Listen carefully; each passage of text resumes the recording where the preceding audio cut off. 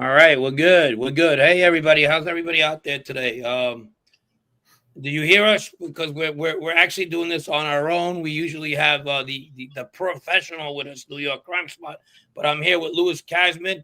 Uh, by popular demand, may I say, right? Hey, what's up? What's up, Louis? Hey Frank, how are you? Good, good, good. Before we get to everything, we just got a couple of things to address. Um, you know, and then we get to our show. That's why you guys are here. But does people see us? Give us a one if you hear us. Okay, we're loud and clear. Thank you, Francisco Horner. Oh, we're good then. Okay, good to go. Okay. Before we start, I'm going to give a shout out to the Pedges family. On a very difficult time. Mom is still in a bad situation, and they're all giving her support at this time. And hopefully, whatever happens is done in God's will. Okay, so let's just go there. The other thing I want to address is an old friend of mine. He's out there. He's really in trouble in life. He needs a kidney bad. My friend Pete Jamona. I grew up with Pete as a kid. We grew up together. There's one of these kids that took a right path in life, and now one of my friends that ended up like me. He was much smarter than us, obviously. And he was always a sweetheart of a kid, always there for us. And I heard the news. He went in for high blood pressure. The next thing he knew, he had kidney failure, pretty bad. And we're going to have a little fundraiser for him here next week. I'll give you his information. We're all going to do that. If you go on my Facebook page, you'll see it. I put something down there where we could help or whatever. But next week, we're going to go into Pete's, who Pete is. He's an awesome father, like I said, good husband. His family is one of the nicest people that I grew up around. I wish I would have spent more time with them and less time with others, but shit, you can't change that. Water's under the bridge, and that's where we are today. But my shot, I was really, really sad when I heard. I haven't seen him in so long. We become Facebook friends. The next thing I know, he's been going through this for the last 5 years. So my heart goes to Pete. And next week's show, please pass by and help out as best as you can, even if you spread the word for others. And there's a lot of Ridgewood people that knew Pete Jamona, or know Pete Jamona. I'm sorry, know Pete Jamona. So we'll be here and we'll have we'll do our best here at 52 Topics. Now to our show. What's up, buddy? What's going on? How are you, Frank? Let me know about your friend there. See what we could do to help him. Thank you. I appreciate that. Any kind of help is great. You're still waiting for it. That's too much to ask. Well, I get it. That's but tough. It's a tough thing. Yeah. And kidney disease is rough. And you know what? Dialysis. I was in the hospital about a month or two ago, and I never knew I had a kidney problem. So they were doing blood work and everything. They come back. They said, you have a kidney problem. I said, really? So it's what they call CKD3A as an apple. It's controllable. But, I'm on all these different meds. They caught it early. If I didn't go into the hospital, I would have never known it. I would have been walking around with this thing and never known it. So now I go for regular checks, but, Yeah. No, it's crazy. It's crazy. What's up, Armand? Let's say hi to some people out there. What's up, Armand? Francisco, Becky, what's up, babe? Dan, what's going on? Dan Tundis, how you doing? If I'm missing any, we'll go while we're going. Hey, what's up, Pro? What's up, my buddy? People are gonna start asking, what happened to your eye? So let's get behind it. What happened to you? No, right. It's not what you think. So all right. Let me give a shout out quick to my friend Scott Doria, who's on, and my friend Big Matt from Belmore, Long Island. Who else? Francisco Horn is here. I'm just filling in for Brett, and that's some big shoes to fill. Brett, you're fine. You're good. Yeah, Brett's good. He's got it going on. Matthew Wells, what's up? Francis, the Gotti's adopted son. Yep. Whatever you want to call me. We got Sally Brooks' adopted son. He's great. Old friend there. So let me tell you what happened. I went to the storage because Jesse on America Made keeps saying, "Can you get some stuff for me?" So I went there, and it's a big storage from years and years. And this box falls off the thing, and hits me square in the nose. So blood all over the place. And yeah, so I guess John doesn't want me to give out all the secrets. Well, yeah, that was my next question. Tell him what you were going to get. Well, I was going to get some pictures. I was going to get some letters, and I did get some of them, so we could go into that later, or Yeah, whenever you choose to. And yeah, so I guess be careful what you ask for. So I told that to Jesse, and of course, everybody who hears that story says, I guess Sean doesn't want you to put some of that out there, but some of it I will, and and we'll go from there. Yeah, whatever you feel is right, and not very personal, I guess. That's exactly it may be. More of generic Christmas cards and stuff like that. Yeah, of course. That's cool. That's cool. We don't want to poke the bears, offend. If we can do it in good taste, we'll do it. And it all depends. If they're gonna be cool with us, we'll be cool with them. What's up, Matt? Our moderator's here. Matt, BTF Phoenix. What's up, honey? What's going on? See more people coming. Danny Green, how you doing, baby? How you doing? Who else we got? Sven. What's up, Sven Larson? Another member, good guy. We're all good people here. This is a great chat. Yeah. Yeah, man. So we're talking about a lot of stuff that's going on, and one of the things. What's up, Middle Village? A lot of the things that's going on is we want to talk about the guys in the Gambino family that you don't talk much about or haven't talked. You've been on a lot of shows. I'm not saying that people like they fail to understand. You know, a lot of people out there. Being John Gotti's guy. What's up, Fish? Lisa, being John Gotti's guy, you also you also knew a lot of people. So I was like trying to think about let's go after the people that not after, but talk about the people that basically shit.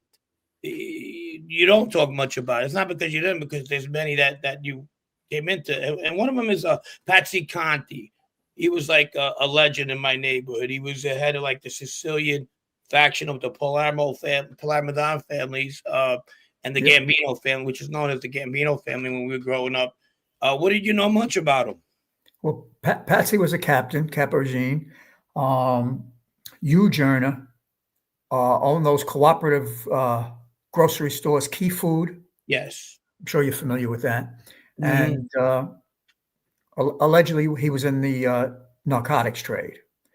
Allegedly. Yeah. And he was. Yeah. He very much was. Yeah. He owned the Scaturos, too. You ever heard of that? Say again? Scaturo supermarkets? I did, yes. Yeah. They allegedly where Lee Cole got his big break in the mob. He was like apparently worked in the meat department at Scaturo's, which is that was a joke, of course, but he did work there. That's according to Lee Cole. Shout out to Lee Cole. And what about A&S pork stores all over Long Island? Yeah, he was. Yes, that's another one. Yeah. The Cataldo family, Dominic Cataldo. No, of course. Who Mike Coiro represented. My friend Mike Coiro. Yeah. That's the guy who got you into this thing. Exactly. He was a legend in his time. Represented all the Gambinos, represented everybody. Yeah, he was what you call an in-house counsel. Correct. Is that correct? Yeah. He got disbarred, I believe. He did 8 years in jail. He did? 8 years, old law. Wow. Yeah. Old law. So, never cooperated. And they put him on diesel therapy. Whatever they could do to Mike, they did. Yeah. They don't like lawyers who work for the mob. Lawyers have got to work for them and nobody else. That's how the government thinks. He was a good lawyer. What's up, Brian Bozak? What's going on, buddy? Yeah. So back to him. What was Gotti's relationship with Patsy Conti? You got to remember, Patsy Conti was around with the Sicilians, ran that family. Well, Conti was a huge earner, big earner, and I don't want to say John was close to him, but he was given the envelopes properly. Right. It was the old saying, give me the same envelope that you were giving Paul, but add 5% on. I heard something like that. I remember Vito Grimaldi telling me something like he had told them, rub your money in half, fold your money in half, and then fold it in half again. And then I'm expecting, this is on what he makes, to get 25% of what you get. That's right. That's right. I don't know how true that was, but No, Vito was it's true. And he told that to Jimmy Brown. He told that to Patsy Conti. He told that to all of them. Some of them were doing the right thing, but some of them thought that, this guy's, he's green. He don't know. He knew. He knew. He was smarter than Paul. The only difference, John was street. Paul was more for, he wanted the legitimate side. Gotcha. But Frankie, you can't have both, because how did Paul make all his money? Yeah, very true. He made it in the beginning. He was a legitimate. He made it legitimately, and then when people started giving him money, and whatever way they made it, he wasn't going to say no. I don't want it. He just don't tell me where it comes from. And the whole situation that leads to his death is because he blows up Angelo Ruggerio's brother. What was it, Sal Ruggerio, and that on heroin. And he wanted those tapes. He wanted the tapes, I believe, or the transcript. He wanted the tapes because he wanted to hear what was going on. He knew it was on the tapes. He knew. He was Neil was alive, and he was just pressing John. Neil wasn't giving over those tapes. Neil's loyalty was to John. And it was a capital offense, But wait a minute now. Listen to the hypocrisy of this. But he took the envelopes. He took Patsy Conti's envelope. He knew what he was doing. He was in Sicilian mob down in Palermo for fucking, He took Quack's money. So, what's good for the goose ain't good for the gander. It's a matter of who's going to give me more. One of them's got to go because we still got to make precedents here. So he was a hypocrite, Frankie. He was a hypocrite. They all are. They all are. They all are. Yeah. It's like Mark Ryder and John. You remember Mark Ryder, right? Of course. You have letters from him also, you said. I got letters from Mark Ryder. Hang on a second. Nice. Yeah, we'll go to that. I just want to give the cast of characters up. So like that, we go into the letters. And you guys gonna get a treat. You get letters here. Yeah, Frank Computer, to your question though, he's got letters to prove it. So I don't know about that. What's that? No, not that I was reading a comment. Oh. Don't worry about it. Yeah, you know what I mean? Yeah. Guys, moderators, Matt, do me a favor. If anybody's here just being a little not yet, but if they're gonna be a little bit offensive, people are entitled to their opinion. I'm not, but do it tastefully. And that's okay. But if not, this ain't the show. Save that for these other shows. You know what I mean? Yeah. Exactly. Mike Coiro was not a MAID member. Oh? No, everybody thought he was. He wasn't. Okay. Although Angelo, they would have made him a MAID member. Of course, but I mean, he functioned in that capacity. But although he wasn't compensated that way. And this is a good question. Maybe somebody out in the chat could help me out. How many attorneys ended up being MAID members? Good question. Coiro wasn't. Yeah, I don't know. I'm trying to think. I don't think the Carrazzo kid is made, is he? No, Joseph's definitely not made. Yeah, you don't want to make your kid when he's doing something. And he's a good attorney, Frank. An excellent one. Excellent attorney. I remember, when John was first locked up in the MCC, he used to write letters to John. Yeah. He was just studying for the bar, and I would never let him go see John. So finally, on the visit, John says to me one day, "Louis, why don't you let him come in? Look at all these letters he writes to me." So, and it was good that I did do that, because he's very loyal, Joseph, and loyal till the day John died. I used to send Joseph to go visit John, just to go visit him, get him some food in the vending machine, hang out, talk to him, put him on a plane, send him to Springfield on a Friday to a Sunday. He never said no. And I used to have to force him to he wouldn't even take his expense money. Wow. Yeah, I've never heard a bad thing about that guy. He's a great guy. Yeah, never heard a bad thing. Doogie Rat from Scotland. We got Scotland actually made this show today. He usually catches us on replay, but he's here tonight. So shout out to Doogie. Doogie, what's up, Doogie? Out in Scotland. Great stuff. Thank you. Iggy Jamona was here. Iggy's Pete's brother, and shout out to Iggy. Pete's kid who's going through what he's going through right now. And join us again next week. We're going to have a show dedicated to Pete. We got all the information we're going to put out. Southie called me today. He goes, how can he help? And I'll get Southie. He wants to help as well. So I'm going to get him situated with Pete's information. But we'll see what this whole show we're going to obviously talk about mine and Pete's relationship and with the kids back home. So don't miss that one either. That's going to be something we all want, us personally, I do want to give back to the people back home that I grew up with, and as best as I could. I mean, every little helps, I guess, Frank, that's the worst part of the whole thing.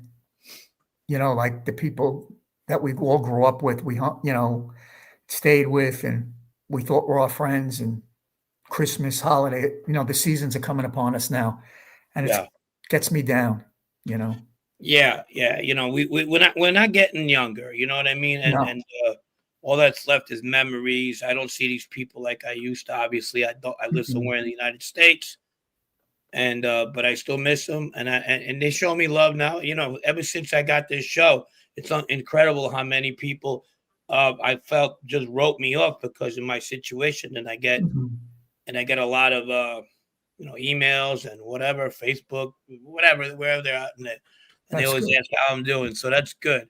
Yeah. That's good. It feels good too. That not everybody thinks the way some do. You know what I mean? But I was that guy too, though. Let's get real. Fuck, you know what I mean? You were that guy. Yeah, 100%. We were that guy. You know what the fuck? We called people rats and whatnot, and hated everybody, and then just to find out, we're in that situation. So, but why? When people say anything disparaging, you got to say why.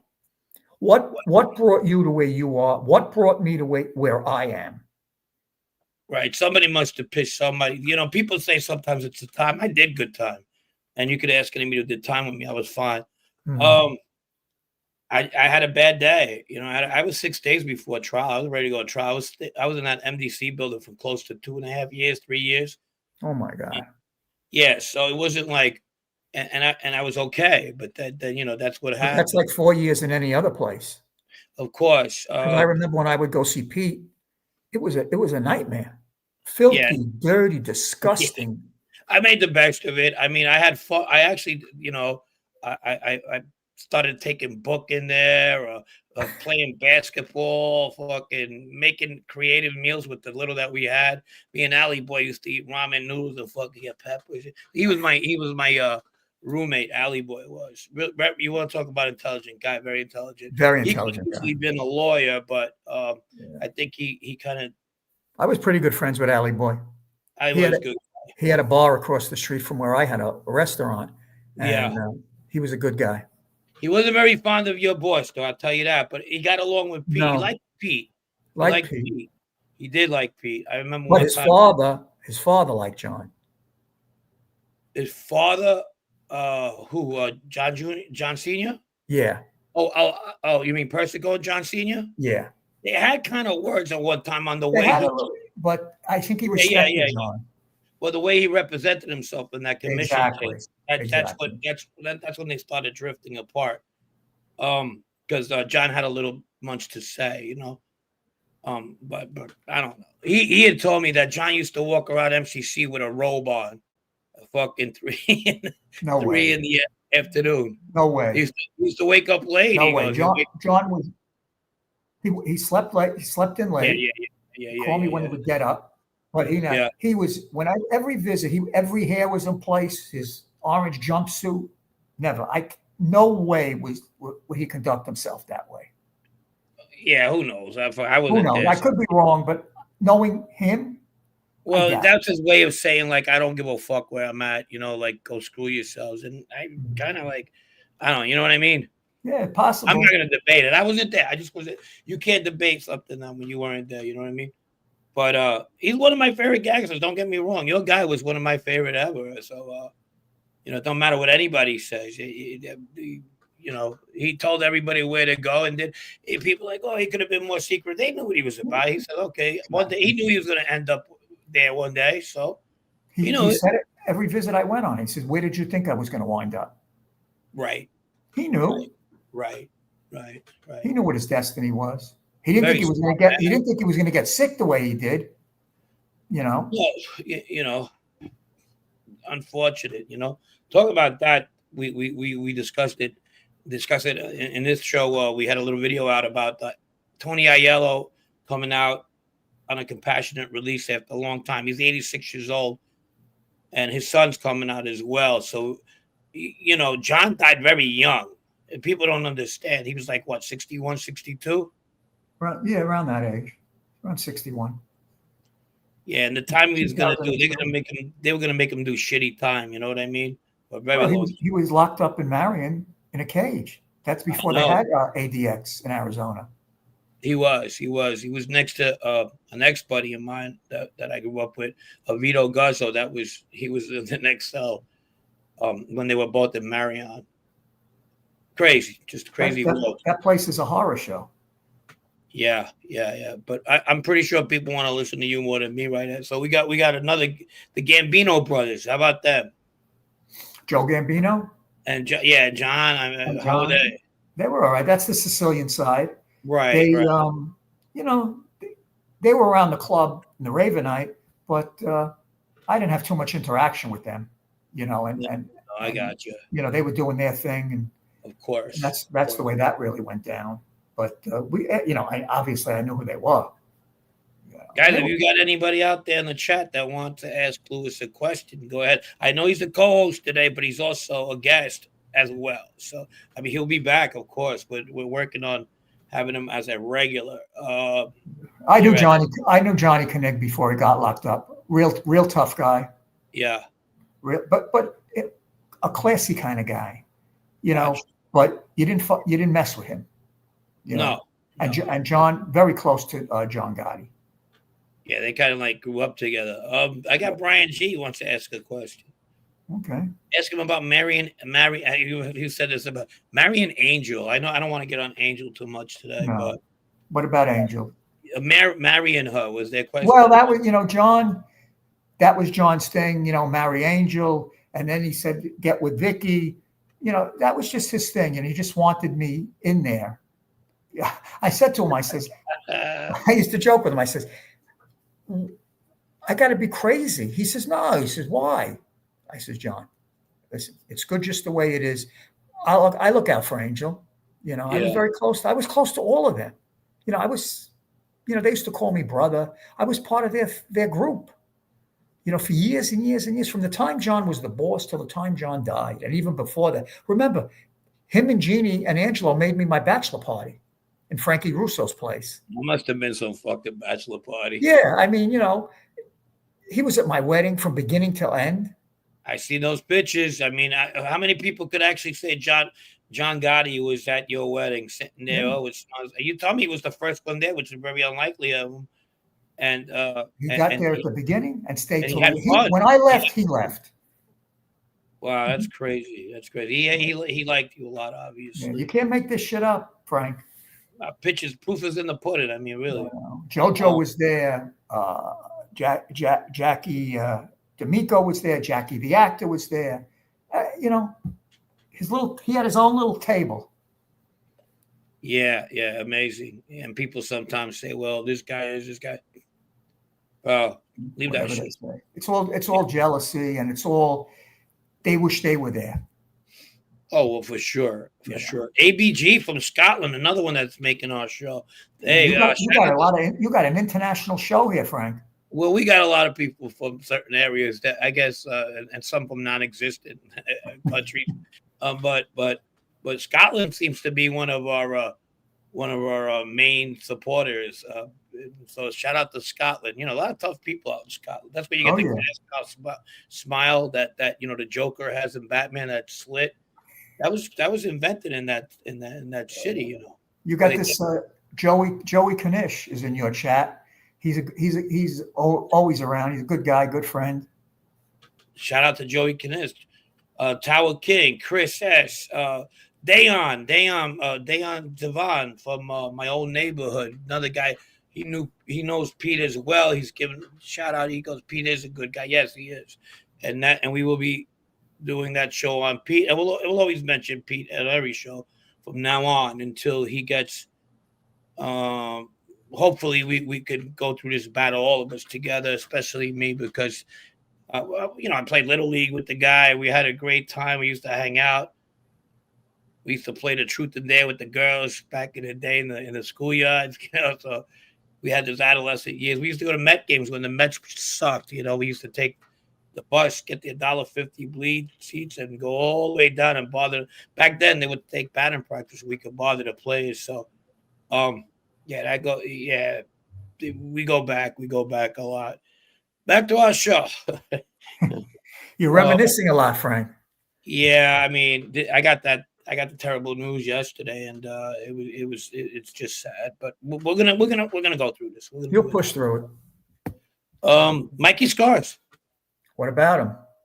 I don't know. You tell me. I met Mikey in Tampa about a year and a half ago, the first time at a Yankees game. Was there with a couple of friends. Seemed like a nice guy. Very nice guy. Talked to him a few times. But what do you remember? That's me though. Right. So let me tell you my interactions with Mikey Scars. With me, always a gentleman. John liked him. He embellishes his story a little bit, but John did like him. Mm-hmm. And he was around Jackie Knows. Mikey's a very manipulative guy. He made a lot of money, earned a lot of money, kicked up a lot of money. He basically supported Jackie. Jackie Knows that as well as myself. Jackie was on my payroll in the Garment Center. Gotcha. Along with Danny Fatico. And Scars turned out to be, when I had a disagreement with John one time, and they were out in Gurney's, and I didn't want to go out there, and John kept calling me, and I was ducking him. People might say, how could you be ducking him? But that's the kind of relationship we had. We were very close, very tight. And so he sent Mikey Scars and Jackie Knows to my house, and they knock on my door. It's about 1:30, 2 o'clock in the morning. And they said, Louis, listen, you got to come with us out there. And either you're going to come nice or we're just going to put you in the car. So I looked at them. I said, really? They said, yeah. So I go upstairs. I get dressed quick. You don't need a suitcase. You'll go shopping with John in the Hamptons. You'll get everything you need. Yeah. So I got in the car. We went out there. So I said to Scars and to Jackie, I said, all right, go knock on the door. He was in a room in Gurney's called the captain's quarters. Should have been the boss's quarters. So Scars says, not me. I said to Jackie, all right, you could go. No, we're not allowed to do that. I said, well, who's going to get him? You're going to get him. So I went and knocked on the door. He came to the door with his black socks up to his knees. Oh, he says, Jew boy, I had to send the cripple and Scars to come and get you. I says, John, I was coming out there. I said, but we have this thing we have to, we're talking. He said, we'd have nothing to talk about. He says, I'm the boss. You can have your opinion, but, I'm the boss. He says, and you can try and persuade me. So that was it. What started out to be a week started out to be 3 weeks. Gotcha. So we went shopping, did the whole thing. God bless him. He could have 3, 4, 5 martinis. You'd never know it. Me, 1 martini. And that was it. But at a high tolerance. Yeah, that's just a Scars story. But Scars was a very big disappointment. Scars' job was, after all the shit went down, John put Scars with Junior to assist Junior in running the family with the committee, with the administration. No, Scars wasn't running it alone. So let's clear that up right from the outset. You had JoJo, who had huge input. You had D'Amico, who had input. Not much respect from the boss, but did have input. You had Junior, you had Joe Acuri. So you had a lot of people around, and Scars, of course, got locked up. Pete hated Scars. Pete? Yeah. Uncle Pete. Pete got okay. Yeah. We were going to talk about him also. He's probably my favorite Gotti, but, so, the truth be told, Scars was locked up in the MCC at that time. And he was unhappy. Pete, John Jr. was in Raybrook at this point, and Pete shelved him, took his money, took his crew, took everything. Really? Yeah. So, and Pete hated him. I said to Pete one day, I said, well, get him a lawyer. What are you doing here? Fuck him. He's no good. He was never any good. I said, but your brother liked him. He says, yeah. He said, my brother didn't know everything about him. My brother's locked up 24/7 in a cage. My brother didn't know anything about him. So fast forward, he cooperates.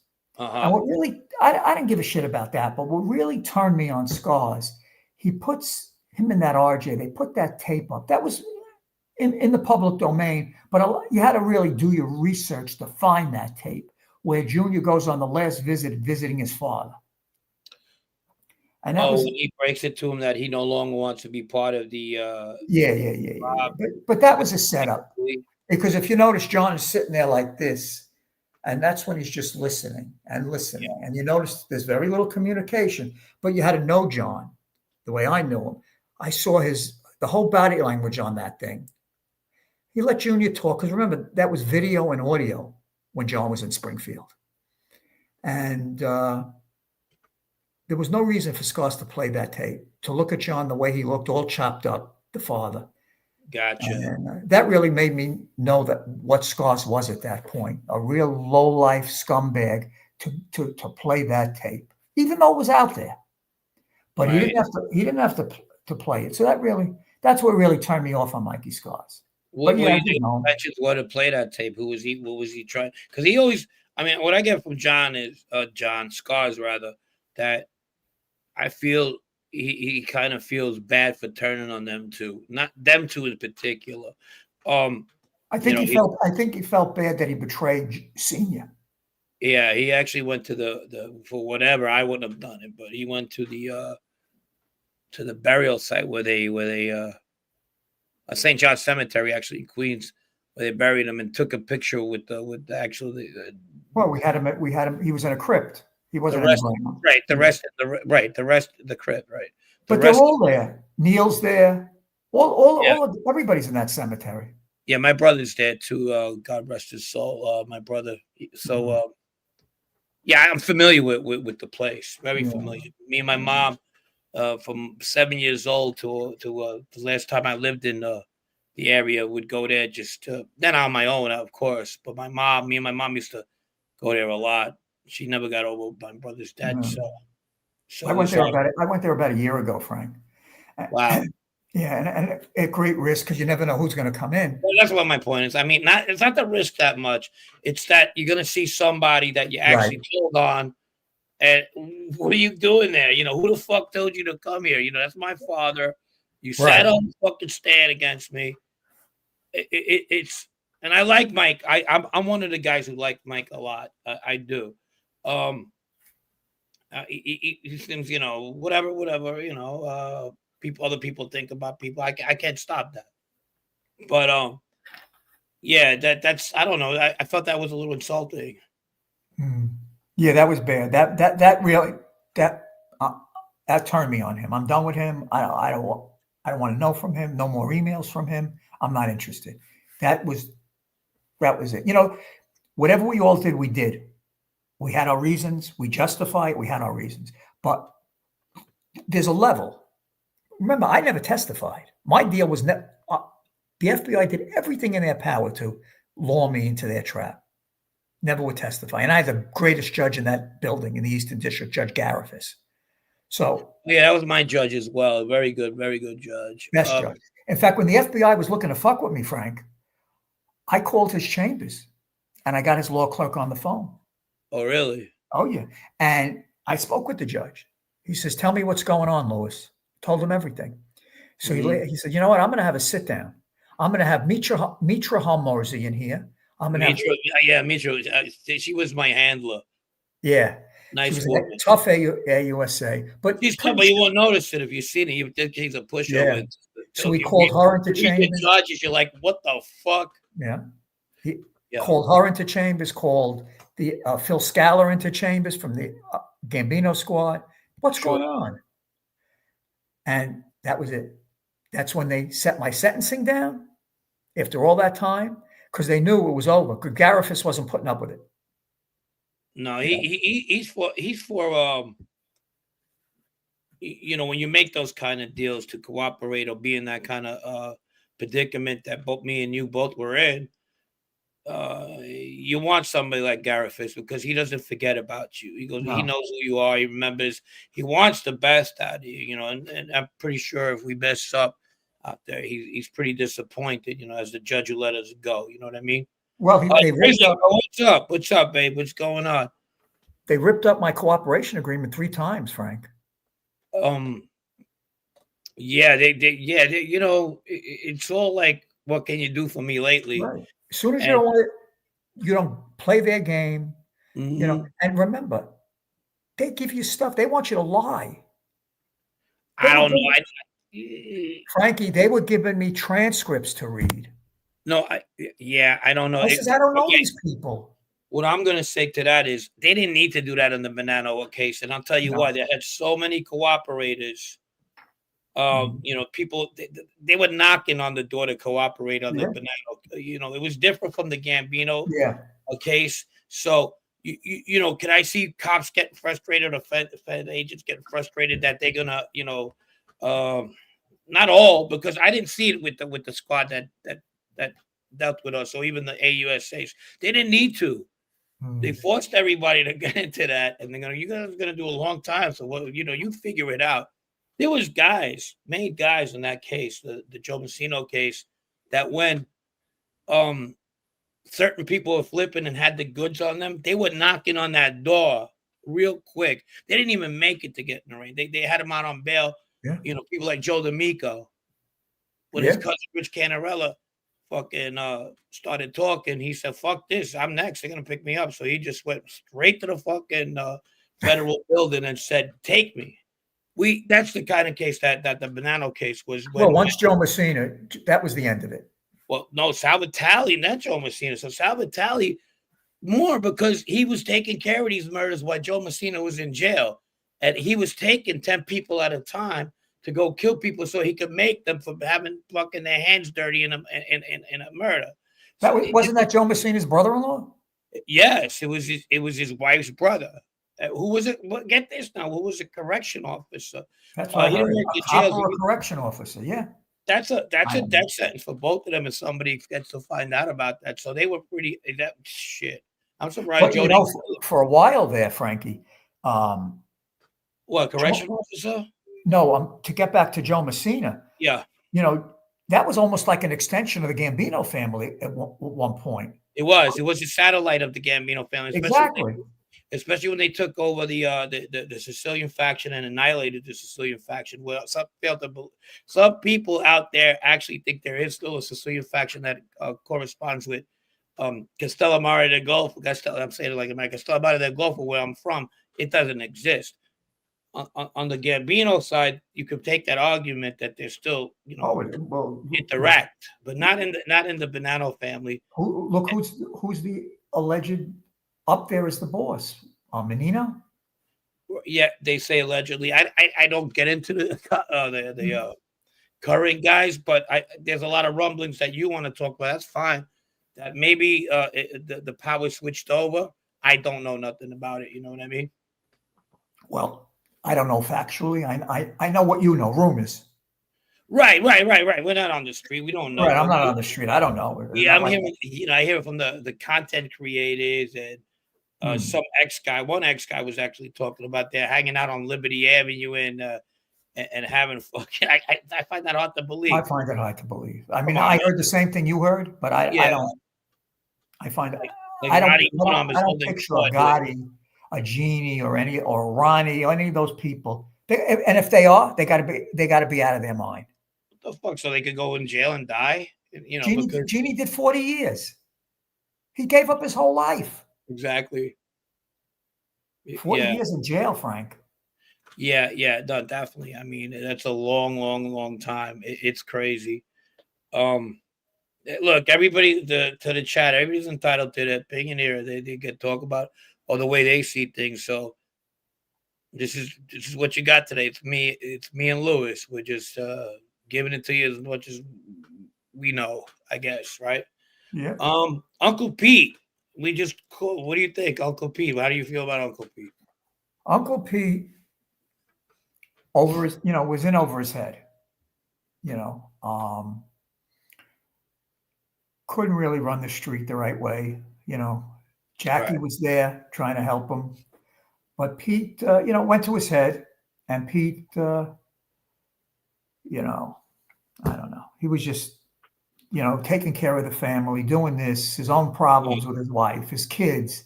He was just, it was overwhelming for him, and always wanting to please his brother. And, if you listen to the prison tapes, he could never please his brother. And Junior hated him, and he hated Junior. So, and Junior Junior was writing letters to his father about Pete and me, so it was a mess. It was a mess. No, Brian, I wasn't meaning you at all, Brian. No, it's all good. Brian Bozak. I was in jail with him, and he came off like a Ronnie Dangerfield that time. He was nice to everybody. Like I said, he used to have us cracking up in the bullpens. I used to see him while he was going through trial with Steven Seagal, that big chooch, fucking testifying against him. I was next to Sonny Chacon, and they're fucking Pete, and he's being loud. Sonny Chacon? Yeah, so I was right next to him. We were laughing. Sonny talks Italian. I didn't know you talked Italian. Yeah, big earner. Huge earner. Yeah. Good guy. And we're listening to Pete at the time. He fucking just ramming about, why we're in this case? Because they have nothing better to do in McKean than talk shit about me all the time. He's talking about his brother Gene and John Kinnigley or whoever the fuck it was. He felt they were taping them. I don't know if they did. And then used that shit on the fucking on the trial, and he was either maybe fish baiting people to listen to that to get himself out of that inner circle, but he was pissed. But the way he was going about it was funny because I guess they must have heard something up in the courts, and then they would come for recess. They would come back down, and he would be lit. But funny, sad man. They gave him 20. He died in prison. He did, right? This is an like sanitation worker, man. Where's the government say, guilty by association? He's not involved in no. It was going to kill fucking Sammy the Bull. You know what the possibility of that was? It was like 2 out of 10 who dropped it. They should make a movie about that. Look who Pete sent to kill him. Yeah, some big Saudi Argentinian guy or something like that. Fucking John said to him on the tape, the gang that couldn't shoot straight. Oh, forget about it. Yeah, it wasn't Tommy Karate. He was doing that to please his brother. Man, they should make a movie about that, like one of those funny movies, like Trapped in Paradise, a movie I seen with John Lovitz a long time ago, where these guys had to go rob a bank, and that's what it reminded me of. And Sammy, of course, I was waiting for them, bro. If somebody wants to fucking kirk your ass, you ain't nothing you're gonna do about it. Somebody wants to stay fucking 200 yards with a fucking rifle. I don't give a fuck who you are. Well, it wasn't like Sammy was on the down low. I'm saying the puke wasn't hot. Everybody knew where he was. Yeah. Of course, he had a restaurant. He didn't keep it a secret. Shit, his daughter alone had all these fucking kids from Staten Island coming over to visit. You don't think one of those kids fucking were like trying to get on somebody's good side? Of course. 100%. Mini chicken cutlets, Kizidij, my friend, and the Mr. Fish. Fish. That's the Minnesota Ice King of Minnesota. Shout out to Fish. He sells Italian ices in Minnesota.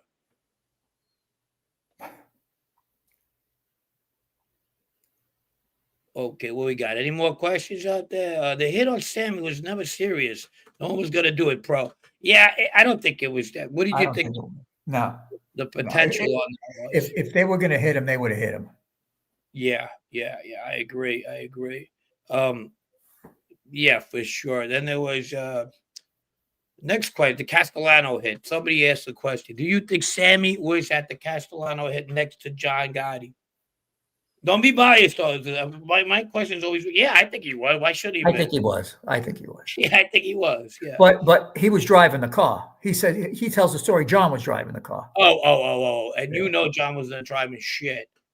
John was driving the car. He was a director. He wasn't a fucking exactly. John was driving. So yeah, I totally agree with that. But he was definitely there. I mean, people like. It's so easy when somebody flips the stories that come out. Who's gay? Who's fucking, whatever. Well, that's a true story about Gravano.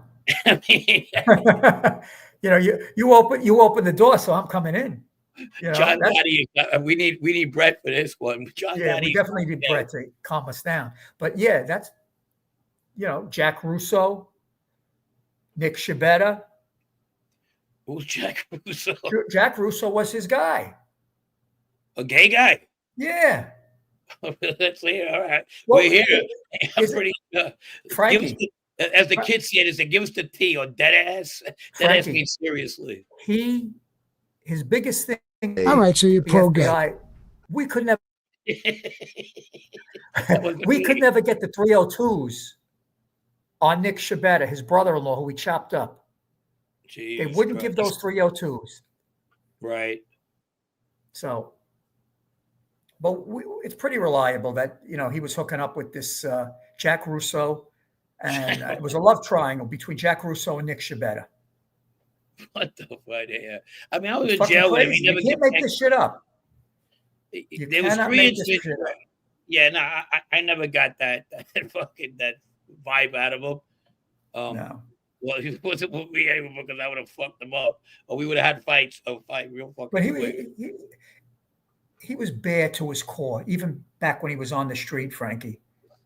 He was just. Yeah, he has a lot of bad fucking traits about him, that's for sure. All his partners are dead.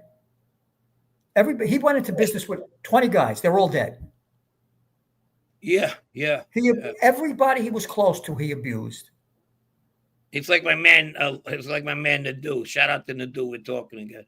But Nadu, fucking, if he had any larceny in him, he would be a serial killer. He gets rid of all his fucking. You just paid him a compliment. Yeah, I know for sure, because he gets rid of his fucking partners like no fucking tomorrow. He'd be like Samuel Jr. That guy is a good guy, you know what I mean? Because if he wasn't, you'd be fucking in some trunk. All of us. But shout out to Nado. He abused and murdered. Doogie says he abused and murdered. Gotti Forever says high on lies. Gotcha. Is that Tony? High on lies. Oh, Tony Silo. Yeah, Tony's always on. And this guy David Prince. I'm sorry I can't please you, buddy. Yeah. We're doing the best we can, David. Tell me what you want to hear. David Prince. Yeah, tell me what you want to hear. Frankie, I don't get it. Do these guys want to hear what we experienced, or they want to go on with their fantasies? What I think sometimes happens to everybody's, ours and theirs. I think sometimes they have their favorites. Believe it or not, they have people in our positions that they like better than me or you. You know, they might like me or you, and when they feel that we might be offending one of their guys, they get a little. Their panties get ruffled up. You know what I mean? Hey, Frankie, I think that Brett's not here. We got to consider Brett shelved for this show. Oh, he is. He's definitely shelved for this show. We put him on the shelf because I don't have no cat. You know that cat? Yeah, the one that goes like this. Yeah, his fucking cat. Yeah. We'll just call it the Sammy cat. I think that cat is friends with Sammy. Yeah, no, he'd be dead. I think that could be Sammy's cat. That cat had to disappear. It wouldn't be there no more. The Castellano hit, right? So, which brings me to we talk about the bull. So you were on the streets when John A. Light was on. John A. happens to be a friend of mine, but you could, to be fair, you could say whatever you want. John A. Light. So you knew he was John Jr.'s fucking. You jump by say hi guy. Yeah, A-Light did a lot of work for John Jr. Yeah. Does he embellish his relationship with the father? 100%. But he was very tight, 100% with Junior. Did all Junior's dirty work. No doubt about it. As far as a relationship with the boss, yeah, he knew him. He was in the house. Junior used to have Mo while he was living in the house, but not to the extent that A-Light says. Right. But yeah, A-Light did a lot of work. Was he the sheriff of Cross Bay Boulevard? No. So, probably Woodhaven Boulevard. Woodhaven Boulevard. It's all part of the genre.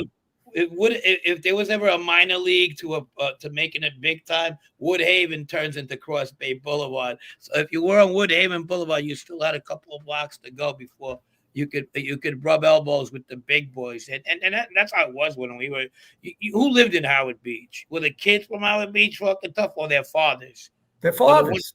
Yeah, they're the ones who wanted to get their kids out of that fucking the way they grew up in East New York mostly, because that's where they mostly were from. Some Ozone Park, Woodhaven. So they moved to Howard Beach to get away from it, just to have these fucking people as your neighbors, and. But it became a hotbed for all the wise guys. Like four out of five bosses lived there at one time, you know. Yeah. And John wanted to get out of there. Senior, he didn't want to stay there anymore. Yeah.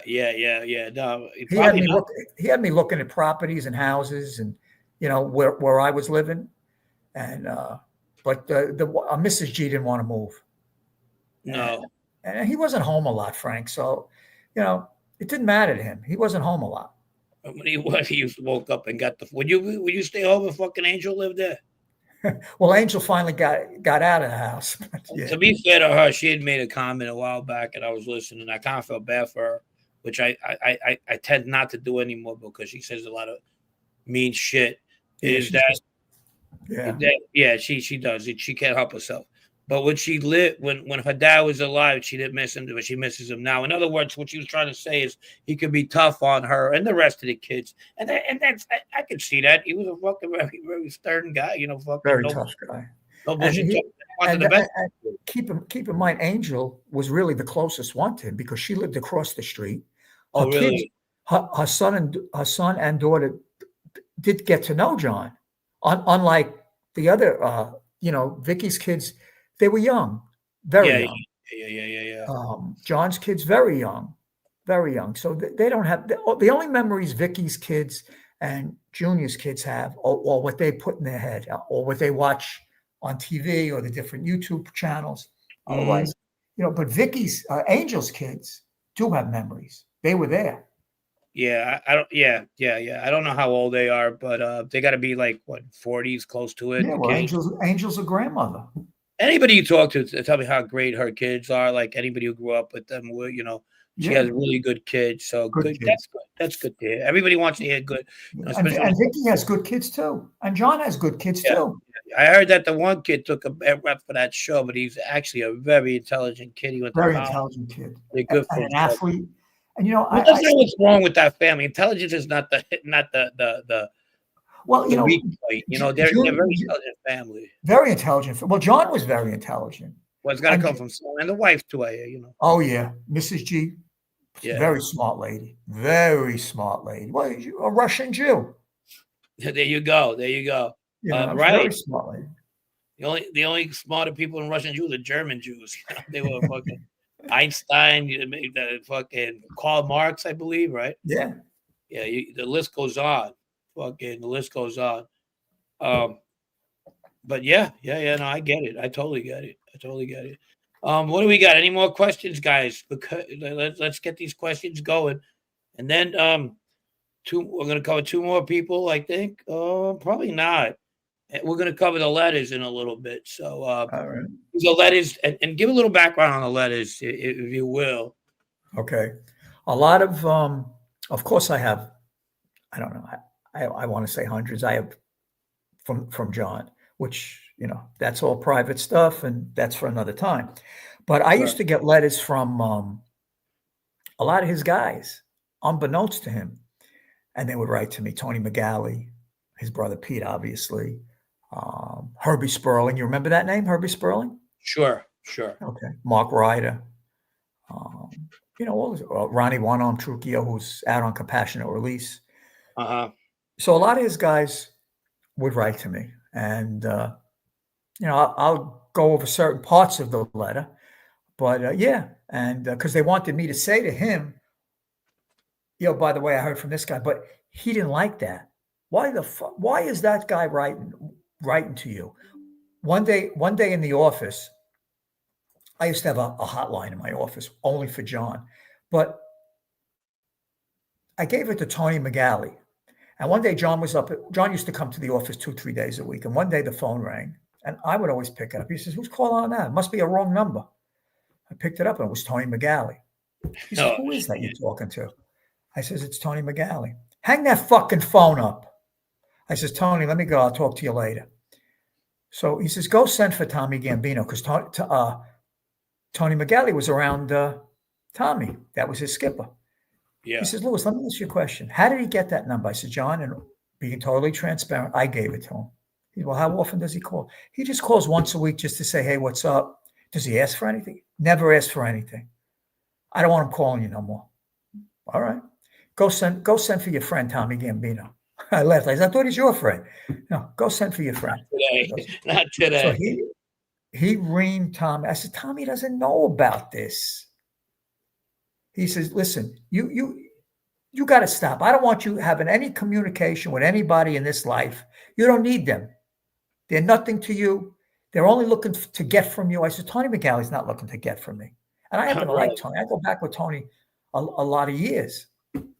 So long and short of the story, whatever, Tommy sent a message, whatever. But Tony and I would still correspond. And, I apologize. Says, Tony, only you have that number and he has that number. I really appreciate that, Lewis. I'm so sorry. I hope I didn't get you in the cross. No, don't worry.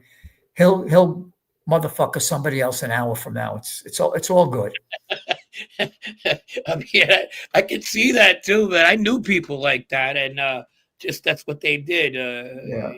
But he wouldn't let anybody. Like JoJo used to be close with me, and we used to keep that on the down low. But he knew, John, because it was like a standing joke. Everybody's around JoJo.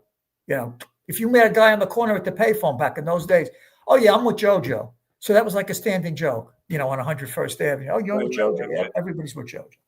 So that's funny. And it wasn't that I was hedging or anything like that. These guys wanted to be around. Because I had his ear. Yeah. When you have the king's ear, you're the king. Right. The ear is power. For sure. But I'm old now. If I would have known then, I would have used the power more than I did. Yeah, if I knew what I knew, people like, these guys know they're gonna rat one day. You wish your ass I would have had 10 bodies and fucking 400 keys somewhere and fucking kilos of coke that I would have fucking cashed in before I fucking flipped. Are you kidding me?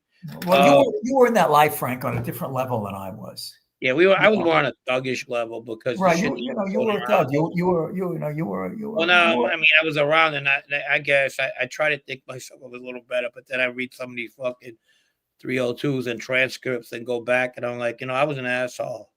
Yeah. But you look back. How many cooperated? How many cooperators were out there? Well, in my case, there was quite a few. I'll be honest with you, but a lot of the farm team cases there was too. I have a series that I put out on 52 Topics called the Ridgewood series. Chad, what's up, my brother? I just seen you, my man. The big part of the show, Chad, he's the best. But anyway, looking back, fucking, it was like we're talking about the show, the Ridgewood series. It covers from me and a lot of my friends and what we were doing at the time. And now the last 2 episodes got real serious. But we discussed, I think, a drive-by and then 3 murders, one, and the way they were carried out. And people like, whoa. I said, well, what the fuck did you think these people were writing about this crew? Because they were who they were. They were fucking a bunch of kids who was trying to make themselves a name. And a lot of statement killings, didn't get to there's decapitations and fucking there's charming. Hey, Frankie, did Gene Borello ever try to kill you? He killed everybody. well, hold on. I'm going to be fair to the kid, because I'll tell you what, he didn't grow up in my era. And if he had, he would have had, because he had the same temperament, that at least 2 or 3 kids I knew that I grew up with had. And they were just doing anything to fucking be in that life. You know what I mean? You think John Gotti would have killed him? Senior? He would have been killed immediately. He wouldn't be doing what he's doing on Cross Bay Boulevard. Exactly. No, he would have been whacked. He would have been killed. No, because but who knows? I mean, it was a different time. No, he wouldn't have did that. Right. You think none of my friends would be doing? My friends didn't go over there and fuck around either. I had a friend of mine. You don't think Ronnie G must say to himself, "How did I let this guy live?" Ronnie G. Alonso? Yeah. And I wasn't close. I was around Ronnie G at one time, but I used to do sports betting through me and my crew, and we would meet up every Tuesday at his uncle's place. His uncle Vinny, and at the time, he was just getting ready to be ways out. But he is the John Gotti of Crossbay Boulevard. Apparently these days, you know what I mean? Yeah. These days, That's what whatever. I hear. That's what I hear. What did you think about Vinny Sarah? Always on eggshells when we were around. Made me uncomfortable a lot of times. Never, because he'd always go after Ronnie. He would yell at him for fucking no reason. And it was kind of like, I wouldn't say abusive way. I guess some people might think of it as tough love. Some people he was very abusive. Yeah, so I would just sit there and listen, and we'd eat. I couldn't wait to get the fuck out of there.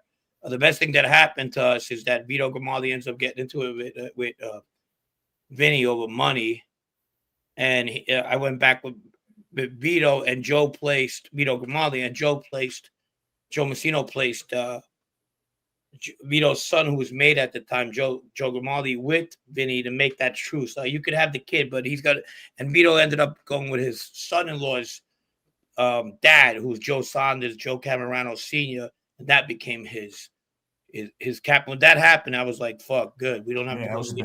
Let me ask you a question, Frank, because you were entrenched in that life. What do you think of Vinny Sarah getting involved with John Gotti Sr.'s grandson? That goes to show the power that the Gotti family had, not excluding the uncle who came out, but the immediate John Gotti family had at the time. Nobody was going to touch his kid. Nobody was going to touch his family and tell him to go burn a fucking car. Exactly. So how did that Vinny Sarah have the fucking balls to get involved with that family? That's a mob. When your parents are not there, your uncles ain't there no more. But where was Junior? How did Junior allow that? They don't give a fuck about him. That was their thing. They don't care. When that whole fucking, I don't know what. Why didn't Junior go kill him on the down low? You're getting involved with my nephew? No, he doesn't want to come out of his house. He's got fucking people already who he's on their shit list. Junior is. You got to remember, Junior get beatings out. Junior used to get a couple of his friends to go light up a couple of fucking put in bets with fucking big time bookies, and then pretend when they lost he didn't know who they were. He did a lot of shady ass shit. A lot of these guys became made. A lot of these guys are captains now. And how do you think they feel about Junior now? I don't think Frankie Radice's thinking too highly of him. That poor kid who went to burn that car and all that other stuff that he was doing, like Radice, all two different people, but Gambino guys. When they send him that he was paying for the sins of his uncle and his father. These guys were fucking probably getting a kick out of sending this kid over there to do that kind of fucking shit. Just because they probably didn't like that. And I knew Vinny didn't like the father. That I knew. He was good friends with the Irish guy from Goodfellas. What the fuck was Henry Hill? No, the main guy. Fucking, it's on the top of my head. Robert De Niro played him. We're getting old. That's that dementia shit sitting in. Yeah, I guess so. Either that or last night. But fucking help me out. Who guys? You guys know who I'm talking about. But anyway, they hated for Jimmy Burke. Thank you. Jimmy Burke hated John Gotti, and but when he was around John Gotti, he stood at attention for him. I'll tell you that. I got a picture of Vinny Sarah and John like this. I seen a surveillance photo. They're all Frankie. They're all fakes. You ever see that movie Analyze That?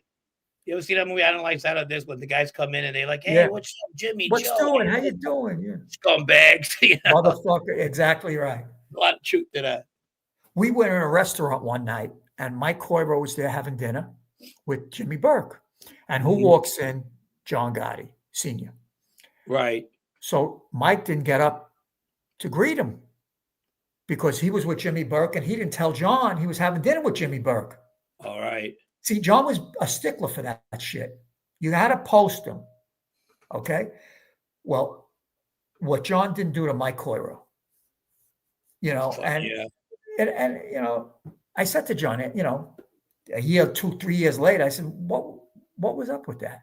Well, John was a stickler for protocol, because he was, and John's one mistake, I will say, he made a few mistakes, but one mistake is when he was the boss and he would be on 101st Avenue, all those guys, they would approach him.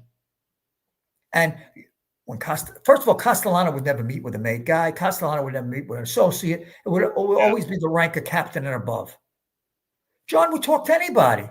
Yeah, and I'm glad you brought that up, because back in the day, like, let's say if he was in the back of the room and everybody who came in that fucking room, from an associate to, you better not say hi to anybody else before you say hi to him. Exactly. You had to go all the way inside. I don't give a fuck if your captain was there. I don't care. Jimmy Brown. Yeah. It didn't matter who was there. If you didn't say hello, he would put his foot up your ass so high. He would have baptized you in front of everybody. Who the fuck did that's and I've heard that happen a couple of times. Well, you heard what happened in the MCC.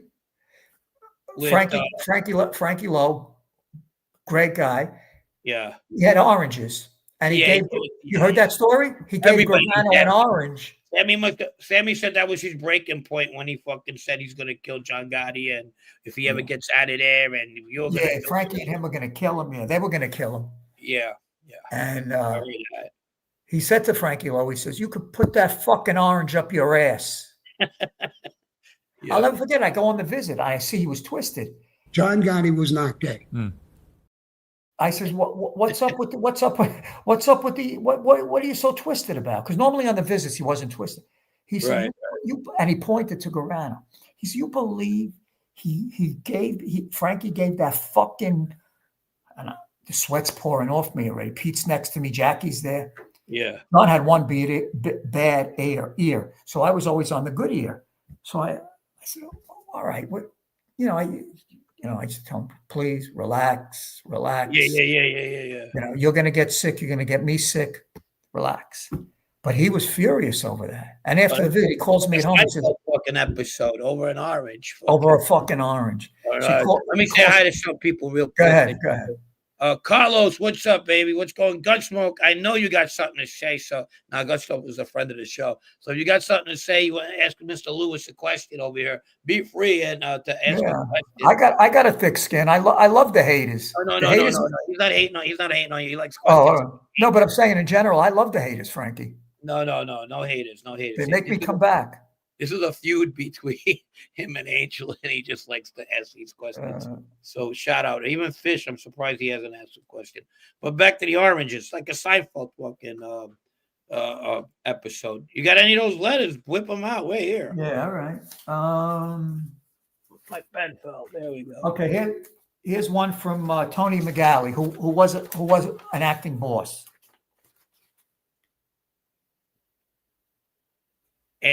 Tony McGalley. He was an acting boss. Okay, it's dated 12/6/07. Oh wow! Thank you for sending me a card. I'm glad to hear from you. I happen to be here with Herbie Sperling. He says Herb, but I'm adding so your viewers know Herbie Sperling. We were talking about you the other day. That's how I knew that you moved to Florida.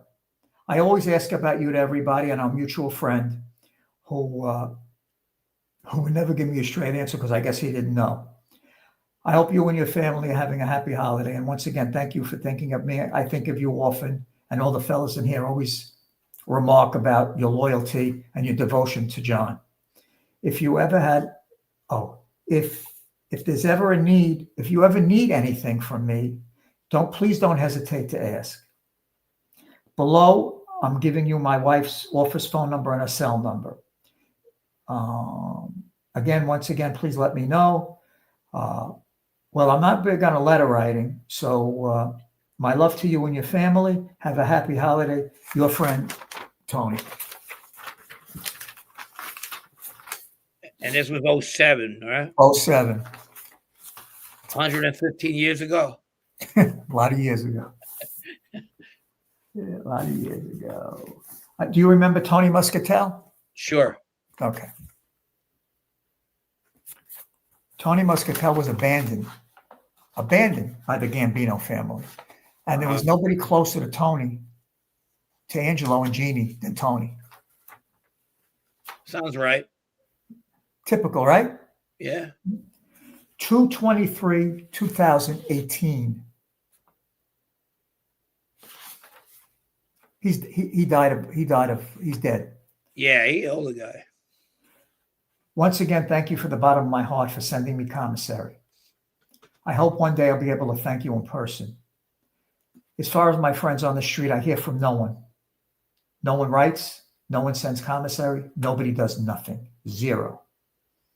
My appeal was heard, oral argument, on October 18, 2017. And I feel pretty confident about that. We should get a decision in March. Broward County, Florida has 80% of their cases that get reversed. That's how bad Broward County is. Wow. Yeah. Wow.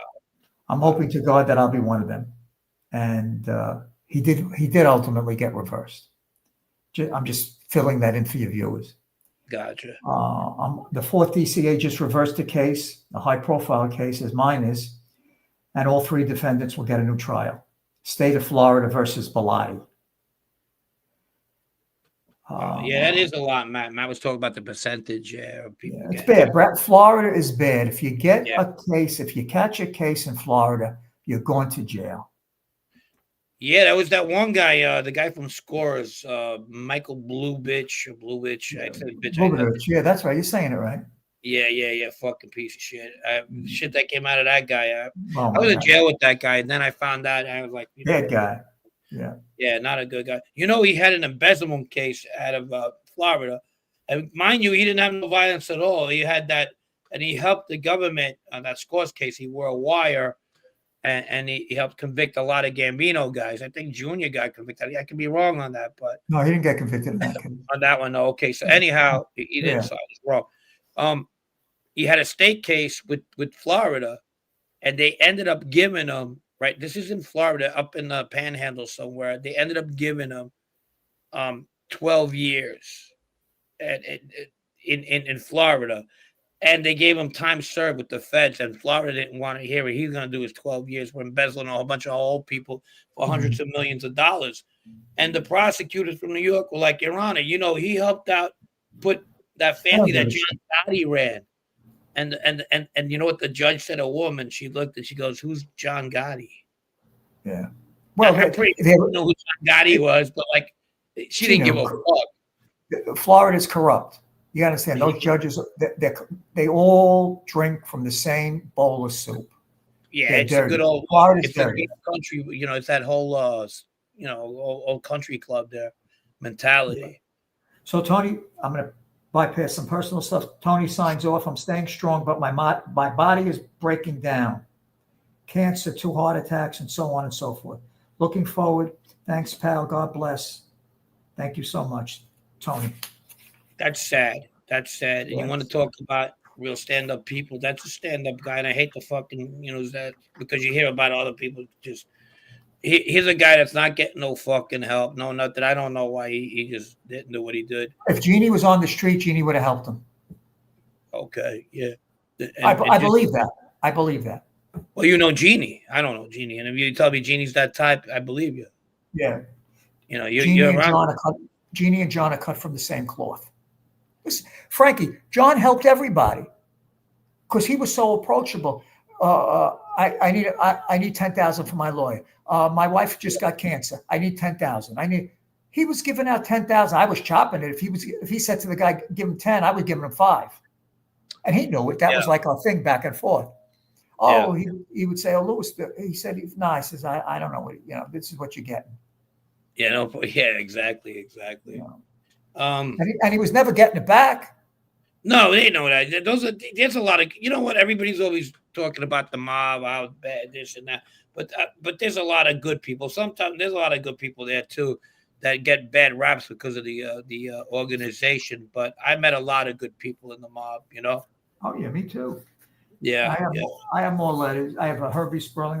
Here's one that everybody will love because they know him. He's home. Laughing at somebody fucking. All you guys that love this mob shit. Let me find Good. it. We got a couple of good ones, guys. You got any questions? Go ahead. We're here. Here's one from Mark Ryder. Real tough guy. Yeah. Real tough guy. Dear Lewis, he's dead now.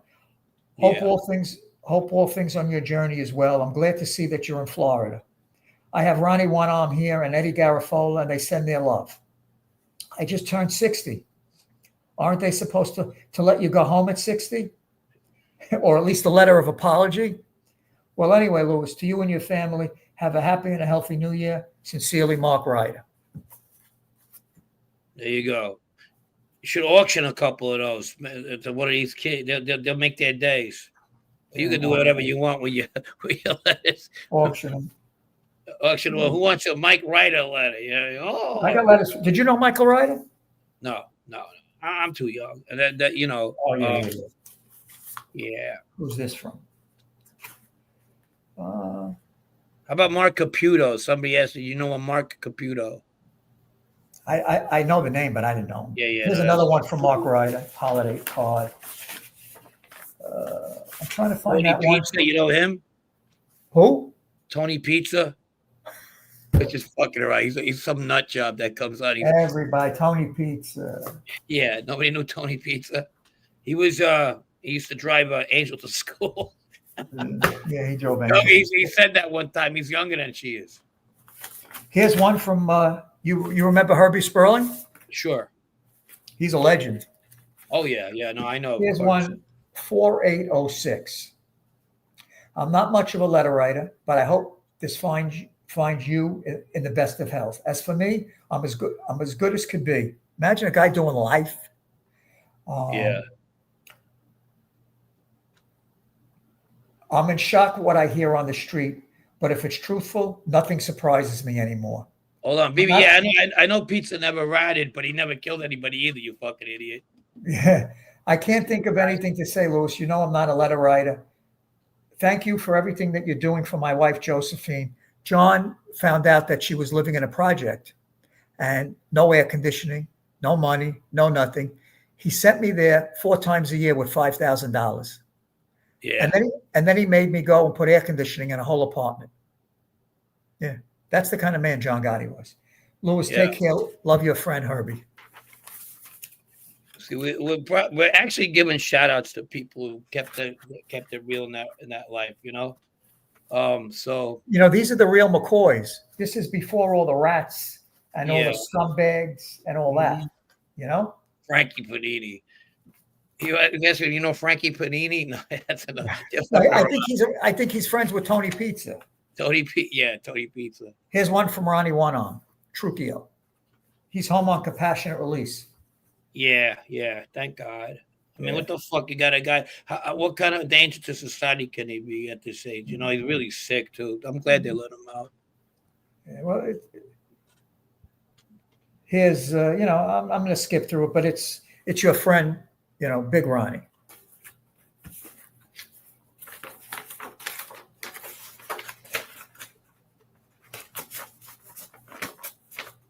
Oh, here's a good one. People are like. Here's one from Uncle Pete, March 20th, 2006. Wow. He'd been convicted by then. The other pitch was upside down. You gave us the Mussolini view. Oh, okay, nice. That's awesome, man. And I don't like to see him in them colors, but that's all. Yeah, let me see what the letter says. March 15, 2006. Hello, nephew. I hope you and your family are okay. And how's your mom? I hope she's doing okay. As for me, I feel fine. I will be out of here by next week at the most. I guess he was getting shipped out. Gotcha. I am not a letter writer, but give my love to you and your wife and the kids. Pete used to come to my house to get John's calls. Because when John was feuding with his family, which was most of the time, he would call me at my house, and Pete would have to come by. And if I have any of my friends out there, you see down there, Tell them I'm still alive and well. Show them a picture of me. I like the way the pics came out. I had a great visit. I hope to see you soon. Take care of yourself. Love your Uncle Pete. P.S. You look skinny next to me. Oh, by the way, how's your brother John doing? There you go. Oh, well, I got a couple of questions here. You ready? Go ahead. What's your opinion of Vinny Gotti? I didn't have too much interaction with Vinny. Okay. But whenever I saw him, he was a perfect gentleman. Oh, I got you. But like I said, I didn't have too much interaction with him. Gotcha. And Fish asked about the wire. He said they call you the mob hanger about the wire. Lewis never. He wore wire, I guess. I wore wire, yeah. Yeah. I didn't testify against nobody except Vinny Artuso, that scumbag motherfucker. You get that's your. He tried to shake me down. He's the guy that was allegedly on the Castellano hitting his gun jammed. Oh, really? Yeah, he told John my gun jammed. Yeah. He tried to shake me down, and then after he tried to shake me down, and I told him no. Then he tried to go in business with me. I said, Vinny, you can't have it both ways. First, you're trying to shake me down, and now you want to go in business with me. He's, well, I know you're a big guy. I said, you can't go in business with me. I'm in business with your boss. He's still alive. The last I checked, the last phone call I got, he's still breathing. So he hated me and I hated him. Gotcha. That was the only guy I testified against. Oh, okay. So I wore a wire on Artuso. Oh, okay, I got you. And I testified against him. Is he still alive? He's dead. He's dead. It's unfortunate. You should have died back then, that cocksucker. So you guys weren't really friends. Somebody can't ask me. Oh, he says keep Lewis coming back. Great shows. Yeah, we get a lot of good. We get a lot of positive reviews when Lewis is on the show. People like Lewis, and up to Lewis whenever he wants to come back. Of course. And I think we're going to be seeing more of Lewis for sure, right, Lewis? It's up to Lewis. Yeah. Of course. So there you go. How many guys are still in good standing and active? Oof. Who knows? I don't know. But I heard they made a lot of guys, young guys. Well, the Ruggiero kids are made. One got in trouble just recently. Angelo Jr. All of those guys Junior used to abuse are now made guys. A lot of them. Oh, I tell everybody that. That's why he stays in his house most of the time, because fucking when you're shelved and you used to fucking abuse a guy that's still made or got made, that could end up real shitty if you don't watch out. I mean, we got 225 in the chat. Thank you, guys. Thank you, Dominic, for the update. Did you know Stephen Kaplan? Not the Stephen Kaplan from Scores. Oh no. That's the. You're talking about the one who flipped, or Bert Kaplan? No. Oh no. I didn't even know the other one. He was around Junior, and this kid Michael McLaughlin, the best, really good guys. He abused them too. Oh, he abused all of them. You couldn't get better than Stephen Kaplan and Michael McLaughlin. Loyal, devoted to Junior, treated them like shit. Yeah. In many ways, George Costanza says, in many ways, you were more powerful than John because you could make moves that he was unable to outside the guidelines. Many ways, you were more powerful than John. Well, you're right, but you see what it was? That was from George Costanza. He brought me into things, I guess, in the look back about different captains and this and that, and things he didn't want me to say. He didn't want to say, excuse me. He did not want to say. He'd rather it come from me. And I did it in a very nice way. Rather than it coming from the boss, it would come from me. But knowing what I know now, my words were really his words. Gotcha. And these, like, the best captain that I could say, Frankie, was Joe Butch. Do you remember Joe Butch from Teaminos? Carraro, what was his last name? Joe Butch. Yeah, that's right. I don't remember him, but I've heard of him. So loyal to John, great guy. And he always said, he says, Lewis, get whatever you got to get now. Get it done now, because you're going to see all these people. They're all lowlifes. They're all going to turn. They're all going to just play around, Mm-hmm. And remember, I was never allowed to go see John. They said I was going to break him out. Imagine I was a threat to institutional security. I got a letter. You cannot see Mr. Gotti. You're a threat to institutional security. But most of the guys, except me and Junior and Pete, well, Pete didn't know for a while. They didn't know I wasn't allowed because I was flying out to see. Whenever Junior went to Marion, I was on the plane with Junior. Yeah. And John would say to him, is Lewis here with you? Yeah. But the Whites guys didn't know. So when I would go back home, like me and Junior were running the family. It's all up to what you were saying about having the King's ear. And right. That's very true. Even on a lower level, the guy who's close to that captain, the guy who's close to that made guy that out of that crew, he's the guy who always John was on a lot. Exactly. John was on a morphine drip in Springfield. And it's usually the money guys that are close to these kind of violent guys. If you ever notice, it's kind of a trend. The guys who don't really get in trouble, the guys who really know how to use their head. It's always been like that's one of the things. I was on the down low until I was outed, and I really outed myself. When John and Frankie and the puke get locked up, everybody was coming up with a bail package. And John says to me, forget it. There's no bail package. We're all going to be remanded. But we had a bail hearing. I says, no way you're going into that courtroom without a bail package. So I put together $10 million for him. And Frankie Lowe had all kinds of millions. The puke had all kinds of money.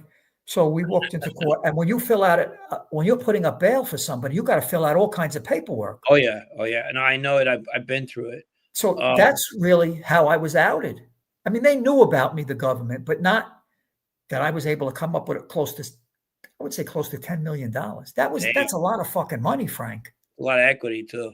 I mean, it's like fucking assets. No, it wasn't all cash, but it was homes. It was this. Yeah, that's what it mostly is. But that's. I mean, mine was $1 million, and they denied it anyway. We had to put up 3 homes, and my girlfriend at the time was one of them. I believe my sister and my mom. So we just had gotten into that bracket. But they said you ain't going fucking. When somebody apparently told them after a shooting, I went on the lam and to Italy, which wasn't true. So that kind of like tipped me off. Like they're getting like half-assed information. I was actually in California.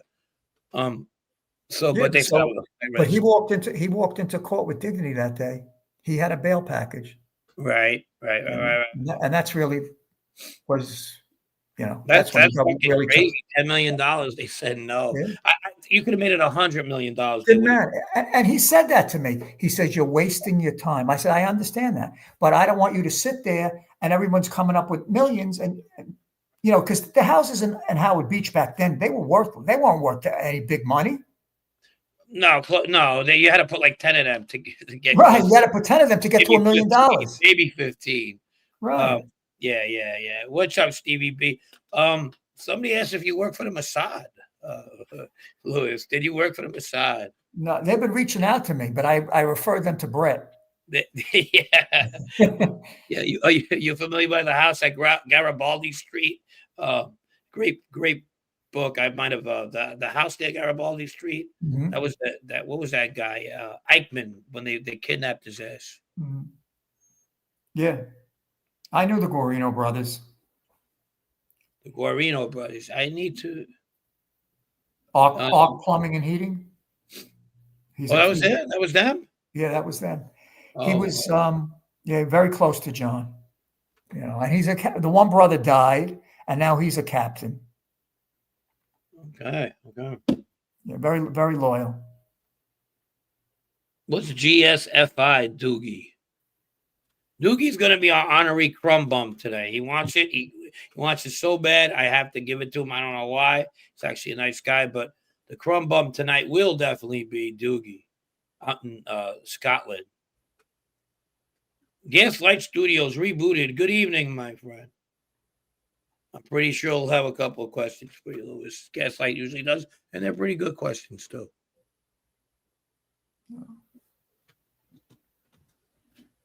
Jeff Canossi wants to buy. Which letter you want to buy, Jeff Canossi? Let Frankie know in the chat. Is he actually really here? Who knows? Frankie Cuz, yes, I do remember the coffee shop, of course.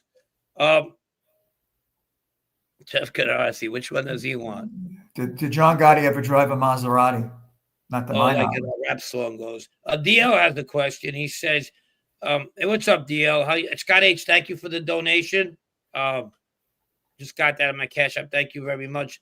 Did Lewis know Howie? Did you know Howie Santos? Howie was Jojo Carrazzo's driver, younger, my age. You know, he probably. Yeah, I met him a few times, but you have met Howie, okay? Yeah, but no interaction.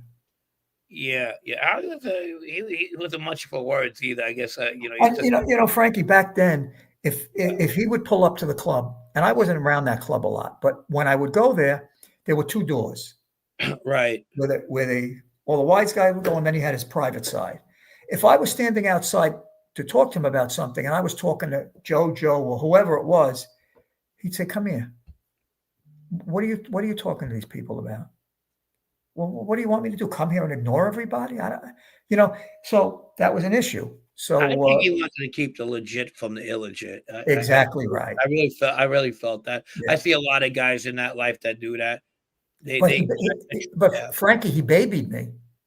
Well, he didn't need you to get in trouble. That's why that's one of the biggest reasons was when he like at the end of the day. If I would have known you back in the day, I would have had you transferred to the Gambino family. I don't know. Yeah, my head was such in another place at the time. I don't know what I wanted. What do you think of all these people that transfer you from one family to the other? What is that? They don't do that. Like not made guys, but guys that just want to leave. Then there's got to be. Most of the times it depends. If the guy's fucking nothing but trouble, they don't give a fuck. But if the guy's a money guy, they will fight for you. And I see that. That's right. Money's okay. Why do you think there's an organization built on a criminal organization? It's built on money, so it's all about the money. Yeah, it's about the money. It's not about that's a deterrent to violence. It should be the last resort, Mm-hmm. Yeah, this guy Otto says Sammy is a serial killer. Yeah, he is, and a liar. Yeah.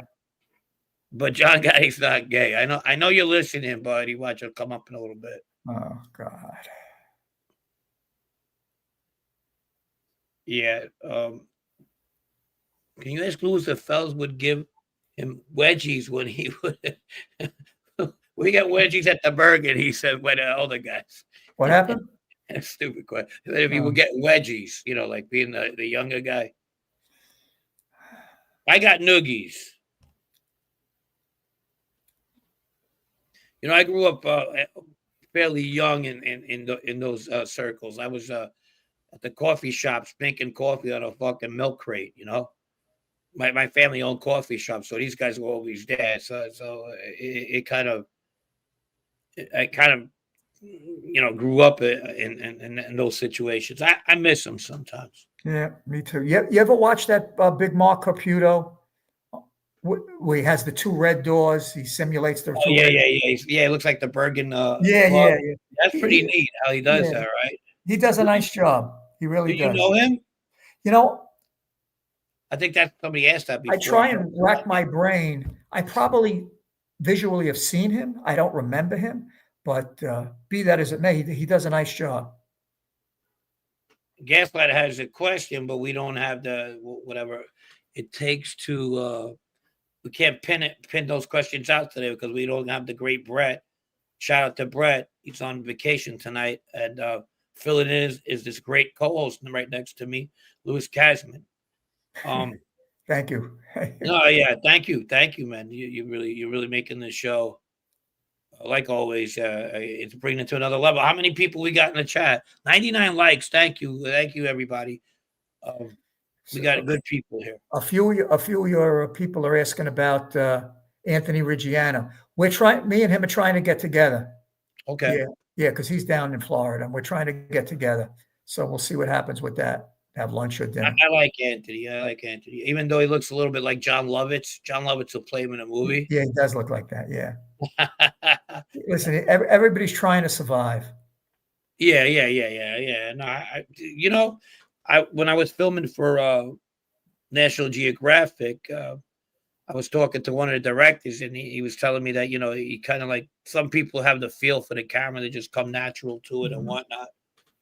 And the storytelling is really good. Some are not, whatever. It's just a matter of Here, Fish makes a comment that you got to John, remember Fish.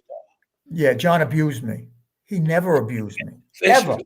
If I had their money, legitimate money, I would be on the Mediterranean right now, sitting back, having someone put grapes in my mouth, and we know who that would be. If I had their money, legitimate That's money, Anthony I would be on Reggiano. the Mediterranean right now, sitting back, having someone put grapes in my mouth, and we know who that would be. If I had their money, legitimate money, I would. Yeah, I get you're right, Brett. I fucked up. I should have went to the Mediterranean, but who would be sticking grapes in your mouth? Exactly. But I love John, so I listen. It's about his legacy and who he was. He let me into his life, and his heart, and his mind. I could read John before we had a conversation. I could tell you if his balls were twisted. Yeah, I knew people like that too in LA. I knew when my uncle had a certain face on that I would not even go near him. I could see it already. And my uncle was very. I guess it was a family thing because he could have put that face on, and then he seen somebody who probably making money or whatever. The next thing he was like, "Hey, how's it going?" Everything. Then you go back to that when the guy leaves the fucking door. You go back to that face. I'm like, "Ah, fuck, I'm in trouble." Yeah, Joe, Jackie, when he was twisted. Get Lewis on the phone. Let him come down here and see what's going on. Yeah, they wouldn't deal with him. These guys wouldn't deal. They didn't want to deal with him. Yeah, man, that's crazy. Butterfly kisses. How are you? No, there's just some people you knew, and some people were fucking didn't. I don't know. When you see somebody 99.9% of the time happy and go lucky, and then one day just don't see a blank, and it's happened a couple of times, you get it. Yeah, look at how much do rats get paid? Right, definitely. Common Sense is having a show. So tell me when. Let me know when he's going live. Be great. Definitely. I'll check out Common Sense. They want to know how much FBI rats get paid by the FBI. Not much. Don't. You know what? That's one of the biggest misconceptions out there. That people living in Bermuda on an island after they tell on the mob. Far from it. How thick was my uncle's accent? Very thick. Very thick. He had a very thick accent. Maureen's here. Oh, wow. Okay, Maureen. How are you, Maureen? Shout out to Miss Maureen. Who's the bigger liar, me or Sammy? Oh, Tony. That would be Tony Silo asking the question. Oh, okay. Goes live at 9:30. Good to know. 9:30 to 10. Gotcha. So, all right, we'll try to get out of here before that, and we'll go visit Common Sense show. Usually out of here at 9. We'll do about 9:15. Thank you, everybody. So far. It's been a good show. What do you think, bud? Yeah, I like it. I think it's a good show. Huh? Good numbers too. Very good. You got good people. You got good people in the chat. I like. Yeah, we're lucky. You give what you get, and you get back. You know what I mean? Yeah. Well, you and Brett are a good team. Oh yeah, and having you don't hurt either. You know that. We got a good team out there too. We got a lot of guys behind the scene. Shout out to Roro. I didn't see Roro tonight. I hope she's doing good. That's like that's the darling of this whole thing. You want to talk about Joe Watts? Yeah, let's do a Joe Watts one. You got one? Yeah. Did you know Joe Watts? I met him in jail, and I was introduced to him by Joe O'Kane. You remember Joe O'Kane, the kid? I do. Yeah. Yeah. I was What'd you think of Joe Watts? Established. I got even in jail, he looked like an established man. His hair was not everything perfect. Tall guy. He had a cane at the time, and he had done time with my brother. My brother, I call him Rice Ball. My ex-brother. I don't even want to refer to him as my brother. Piece of shit. Anyhow, he was in jail with him. So Joe told him, this is Phil's brother, and he goes, "Oh, okay." He was cooking always all the time. Whatever my brother was. Yeah, tell him I said hi. Whatever. That's where it got. And I wanted to go on the floor. Joe was, but he was leaving. He blew trial. He'd gotten life imprisonment. for that hit on Vinny Unions that went a little bit sour. Vinny Unions didn't get killed, but He's out. He's out now, by the way. Vinny Unions? No, Joe Watts. Oh, Joe Watts is okay. Yeah. Vinny Unions just died. But back to Joe Watts. Yeah. Wow. How old is he? Oh, he's got to be in his 80s. Late though. I mean, I mean, but back in the day, he functioned. He wasn't a captain, but he functioned like a captain, and he had John's blessing, which is unusual. And he was bad. He was badass. You didn't mess with Joe Watts. Right. He was a tough man. But he was kicking up nice. Diamonds, gold bars, shopping bag, carrying, Yeah, he used to come in there and get everybody. He used to have his daughter, I think it was, come over there to the visiting room and clear out all the vending. They used to have to fill them up again for the next visitors and make sure everybody got fed in that place. Yeah, very, very rich man, very wealthy man. Thanks to John Gotti. Money and give it out to the other people, so everybody could eat the sandwiches down there. Mm-hmm.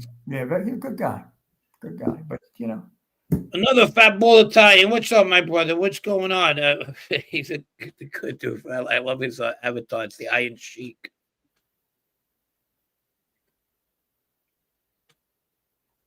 What we got here? So that's good. I'm glad that we'll say it again. The Common Sense will be coming on at 9:30. So, folks, go check that out. We got any questions? Joe Watts had a mansion in Florida. Carmine S says, "What's up, Carmine S?" Yeah, he sold it. Oh, he sold it. Okay. Who was the richest guy in that Gambino family when it came into not what he was hiding? Because how can you tell? I would say Tommy Gambino. Oh, okay. When they raided Tommy's office, they found $400 million in bonds, What? in bearer bonds. Are you serious? My hand to God. He had almost $500 million in bearer bonds in his state case. Well, remember, his father was a boss for 20 years. Yeah. Unimpeded. I mean, this is kind of like Microsoft money for that time. Yeah, for that time, Tommy had a beautiful mansion in Lido. He had beautiful homes in Florida. He still has them. Has a beautiful apartment in the city. He had Picasso's on his fucking wall. We went to dinner there one night, John and me. Renoir, Picasso. The guy was loaded, and you'd never know it. Did he have any kids? Yeah, 3 kids, 2 daughters and a son. I'm sorry, 4 kids, 2 daughters and 2 sons. Yeah, I'm pretty sure they're far from that life. No, his son owns a company called Pick and Pack, where all the garments come from out of the country. Yeah. And there's only 4 companies that do it. Wow. No, I'm just saying out of that life. He's out of that life. Yeah. Yeah. The company does $350 million a year. Fuck. Yeah. He set his family up good. I'm talking about $400 million rather in bearer bonds. And what was that, 93, 94 when they raided them? Before that, in the early 90s. And the state case, that was when the state people came in. Goldstock, that prick. That's a lot of fucking fuzzle. But as cheap as they come. Yeah, that's when they get rich, these people. The richest people I knew were cheap as hell. Did you go Lee the Snake Persicole? I don't know if you know him, but he asked, did you go to any swinger parties with Watts? He was known orgy high society guy. Is that true? No, I never knew that about him. I don't think John did either. Yeah, that's another death sentence. Yeah, one of you guys says, he did own Dynamic Trucking in New Jersey. Consolidated Trucking. He owned 20 companies, this guy. Yeah. He was the real deal. Doug Ross says, Frank, man, I need $5K. So did I, Doug. So why don't you go look for it and we'll split it?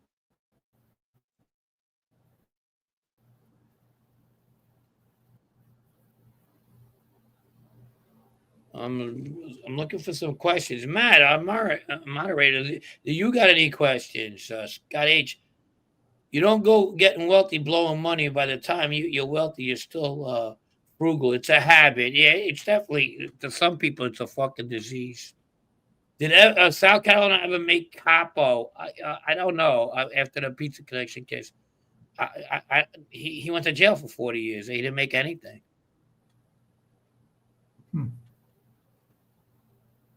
You're pretty much fucking done. Doogie says, I'm so drunk. LOL. That one on me, brother. Do you know Ronnie? Yeah, of course. Somebody asked if you know Ronnie one on. We know that. Yeah, of course. Yeah. Joe Watts was big action fish. You're right. Oh, yeah. Philly Bob says, Louis, do you travel a lot? Do I travel a lot? Yeah, do you travel a lot? I don't say a lot, but I do travel. Gotcha. Doogie says, I have none left, or I would. Kasman, did Senior have any businesses in New Jersey? Asks Carmine S. No, not that I know. Did you know Zeph? You know, the Albanian kid from the Bronx. I know him. Yeah, I met Zeph one time. He came up to me. He was like one of those close talkers. Hey, hello, I'm Zeph. I'm like, what the fuck? It was like, he looked like a computer nerd, right? Then I asked around. He used to come around a lot. Yeah. So I asked Jackie DeRoche. I met this guy Jeff over there. Oh, that's a tough dude. He's from a nice guy. But he goes, that's a tough dude. I go, really? He seemed like a really nice guy. I'm just, you never know, man. You never know who the fuck you're talking to. That's what I'm trying to say. Here's one guy. Carmine says Tommy Gambino donated $1 million for cancer. Let me tell you what happened with that, Carmine. Tommy came up with 1 million, and John Gotti came up with the other $1 million.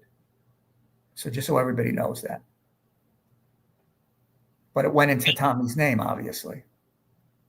But I got another one Tommy Gambino story here. Yeah, he's a good guy, Tommy Gambino. Was a good guy.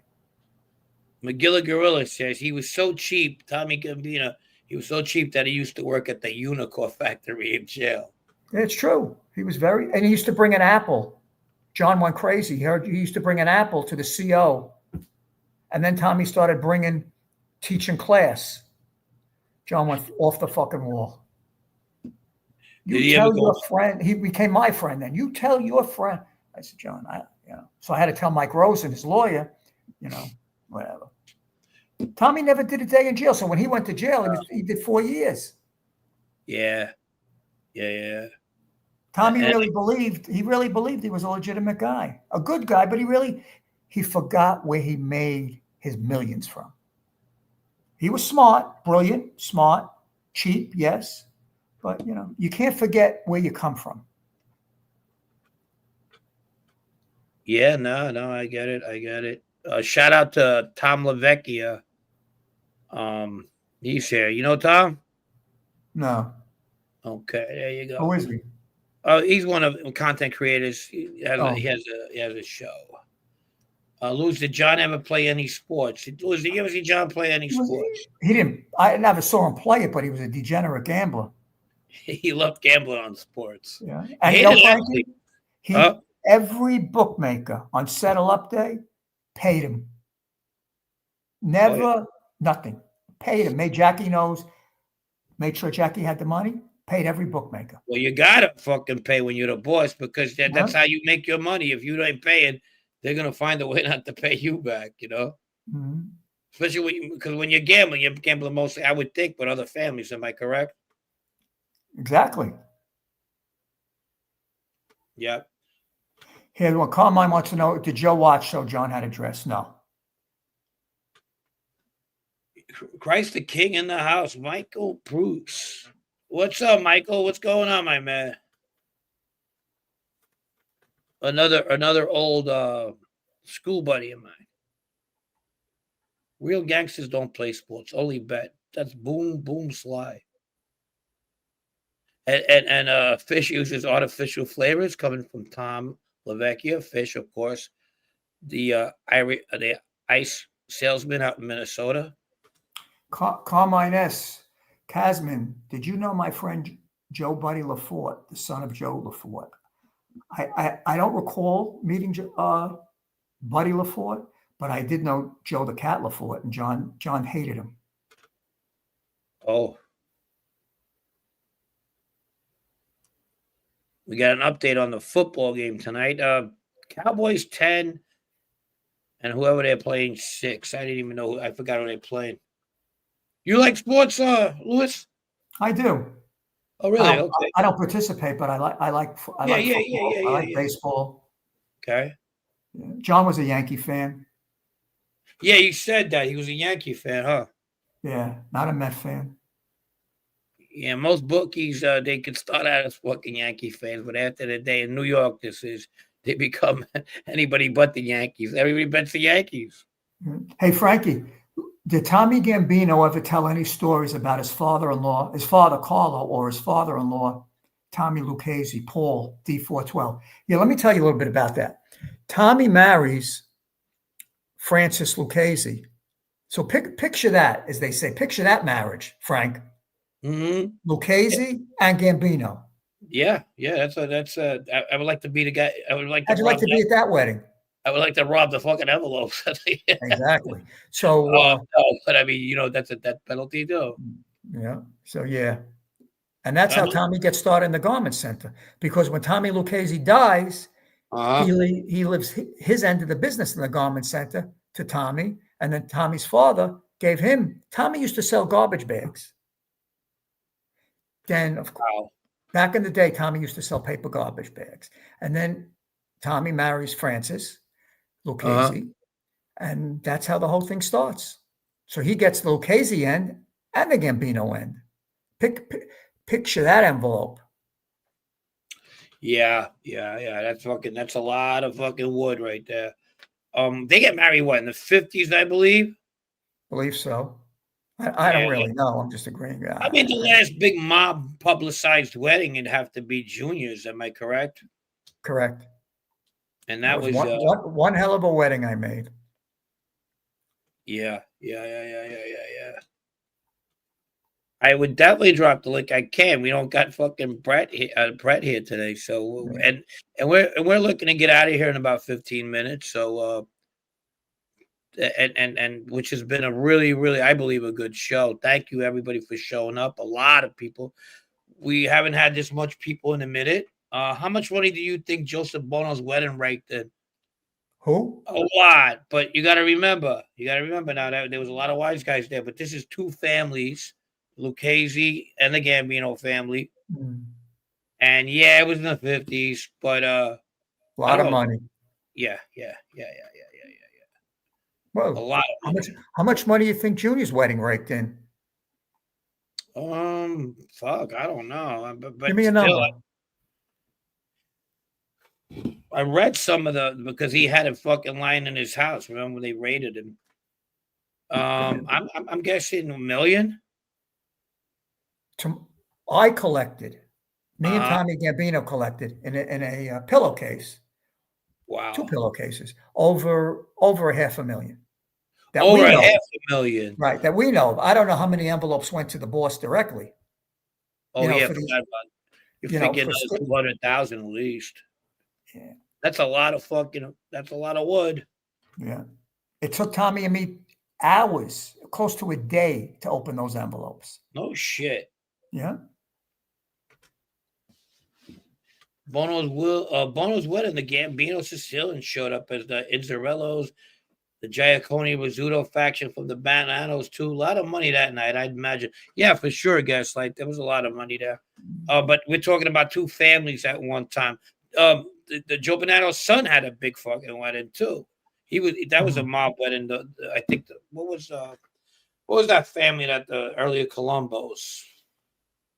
I forgot, but I forgot the name. But the son of Joe Bonanno, got married to one of the pioneers of that Colombo family's daughter. Somebody help me out there. There's got to be a lot of you guys know this shit. Yeah. DL, was the garments industry all legit? There you go. Salvatore Bonanno and Rosalie Profaci. Joe Profaci's niece. Yeah, that's right. Profaci, yeah. That was that. That must have been a hefty one too. What was John's favorite food? You got a lot of smart guys in this chat. I got to say. We do. You really do. Yeah. And the IQ poll just got higher with the presence of Mr. Tom LaVecchia as well. You're dead wrong. No Flight Zone. He worked in this is something else. We have the guys debate each other on the chat. Did Joe B have a son named Michael? Joe B. Who's Joe B? Who's Joe B? I'm thinking probably Banana.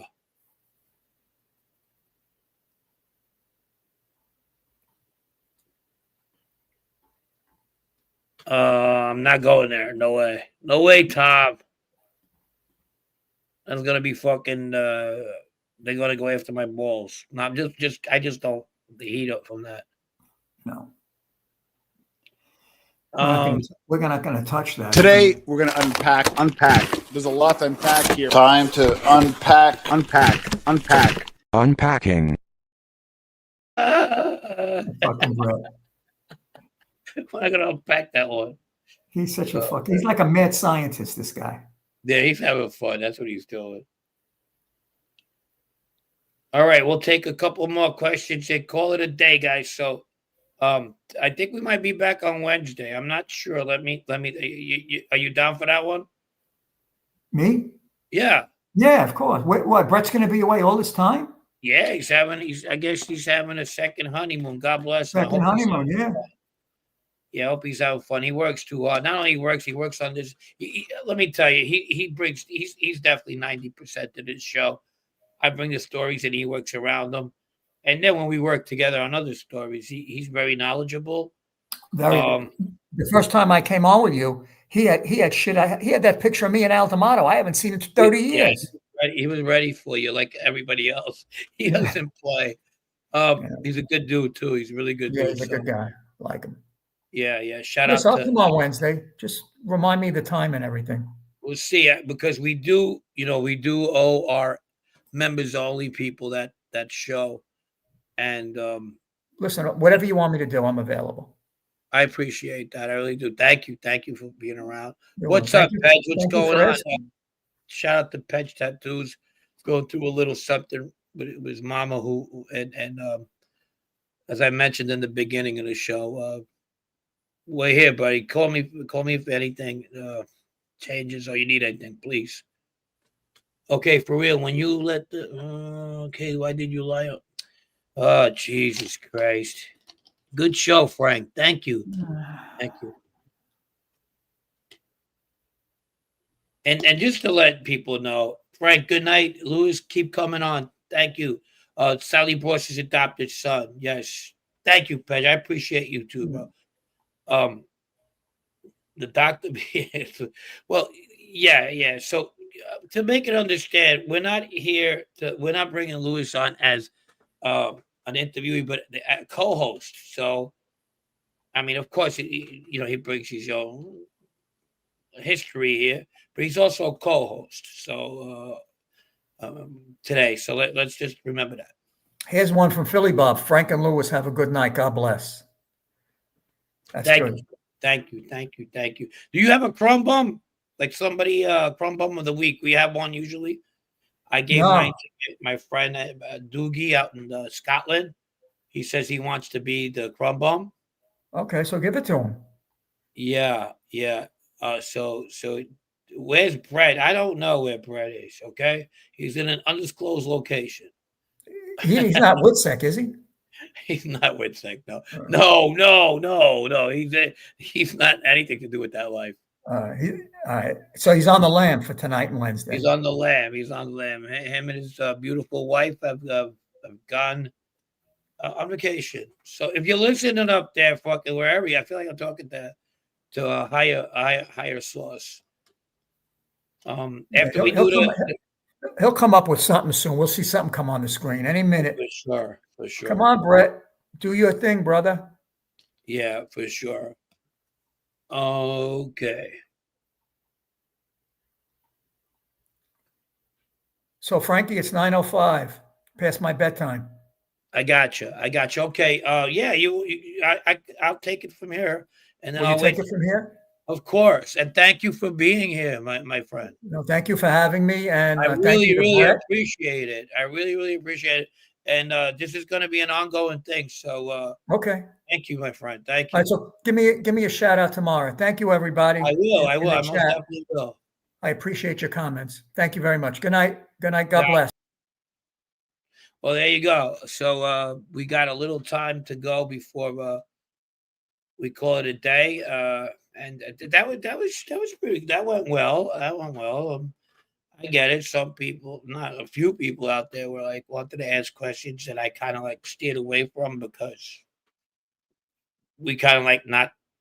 He's come. Listen, Lewis is a good co-host, and that's why he's here. So I'm just gonna end it at that.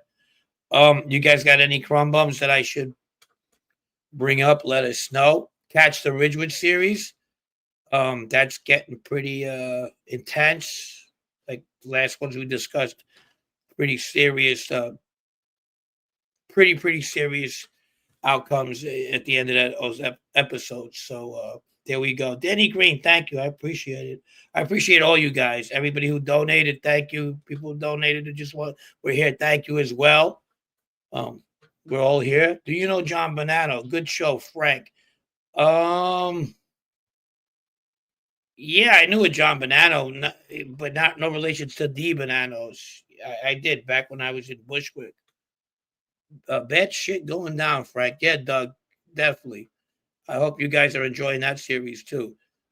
Where is this guy? Where are you? Let me call him. Richard series got better each episode. Thank you, Tyler King. Better for the wrong reasons, I said. This is a new American made. All right. I don't know what that means, but okay. Sure. And somebody just texted me. Who's this? Come on, close the show. Read Tom's comment. I have been reading Tom's comments. He's texting. Okay, so listen. If Tom needs to bring a couple of things on, he could be our guest next week. I have no problem with that whatsoever. I like the story with the plastic bags over their head comments. That's the type of stuff I did not want to talk about. But oh my God. Oh my God. Oh my God. Oh my God. But I couldn't leave that. I mean, I got, detail for detail. I guess the Kenny one was rough too. But we're going to discuss another murder on that's going to be taking place on episode 8. And we're going to do a bio of one of the participants, one of the youngest killers in the group. And by the time, I believe he is, I'm talking about the Ridgewood series. This is Fabio Bartolota. By the time he's, I think, 19, he's got 3 bodies.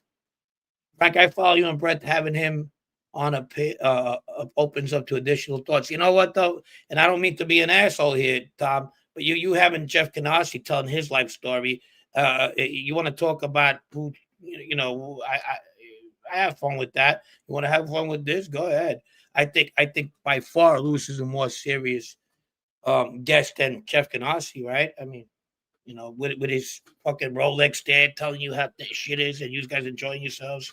I mean, you want to come and throw shit at me for having people on, but all right, that's fine. We're in America. Doogie says, Fabio, what the fuck? Calling my next cat.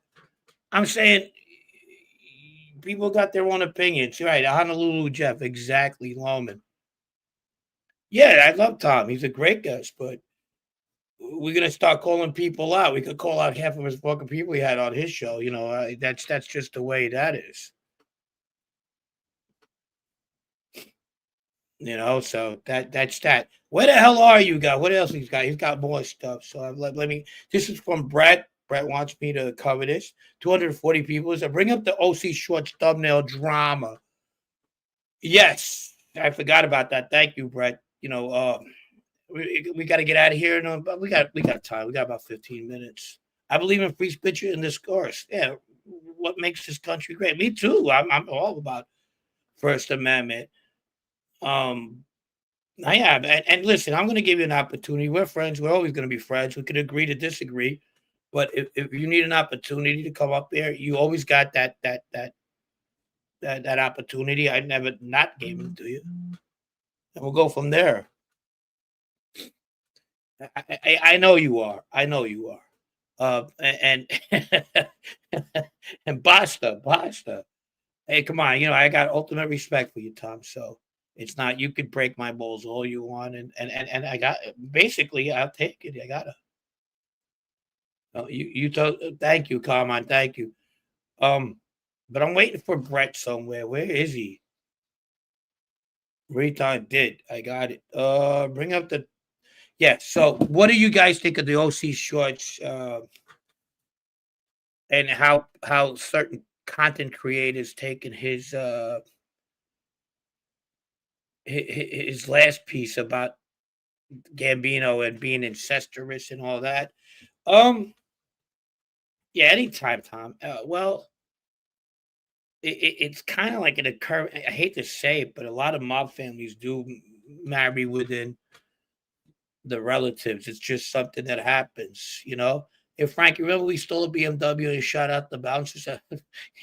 Okay, well, yeah, I do. As we talk about Carlo Gambino, but matter of fact, when everything clears up, Edge, I got to get in touch with you and Mark because I've got to work on an episode of Ridgewood's True Story, and I need you guys to help me out on some couple of facts if you want, you know, so we could get the ball rolling. You know, there's a time when I did hang out around you guys. So we're going to talk about a couple of things. That's when everything, obviously, you're going through that thing with your mom.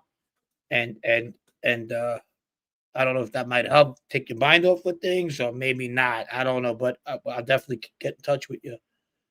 RJ says he's not the nice guy he portrays. And who's he talking about? I'm sorry. I enjoy. Thank you, Kasman, for coming. Yes. Who the fuck is this? I'm getting old. Believe it or not, it's the guys on the chat that are texting me. All good, all good. Frank, is that them? Because Dom's the Cali guy full of shit. No. Check it out. I didn't know Dom on the streets. I didn't know. Is he full? Not to my knowledge. I mean, he was involved in a murder. He was involved in a couple actually. Yeah, just nah, I don't think he is. I wasn't with him on the streets either, but I don't think he was. Back to the short thing. So there's a lot of back and forth going about that, if you will. Doug Ross has his story doing a home invasion and it went south. I'll get with you on that. You guys know my email. Call me up anytime. Look me up anytime you have a couple of questions or you want to do something or you got something that's on your mind. Shoot. Did my family know Canada Joe? No. Yeah, my email, frankfertilino@gmail.com. That easy. And where are you, Brett? Jesus Christ. Jeff Lohman, what? I got story for days, Frank. Jeff Lohman, come on and enlighten us. I wish. So, well, great show with Kasman tonight. Thank you, Toto Aurelio. 192 in the chat. I know he's probably having a great time right now. This Brett. He's like, let Frank fucking go out there by himself.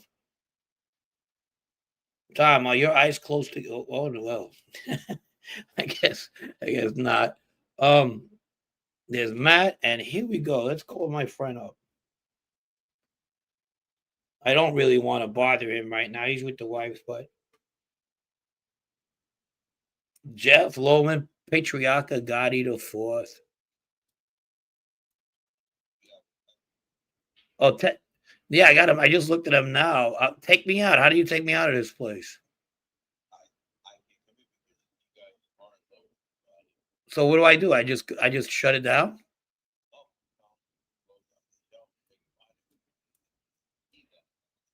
Oh, I could do that. Okay. So I'm gonna do it right now. All right, I'm gonna do it right now. Okay. All right, guys.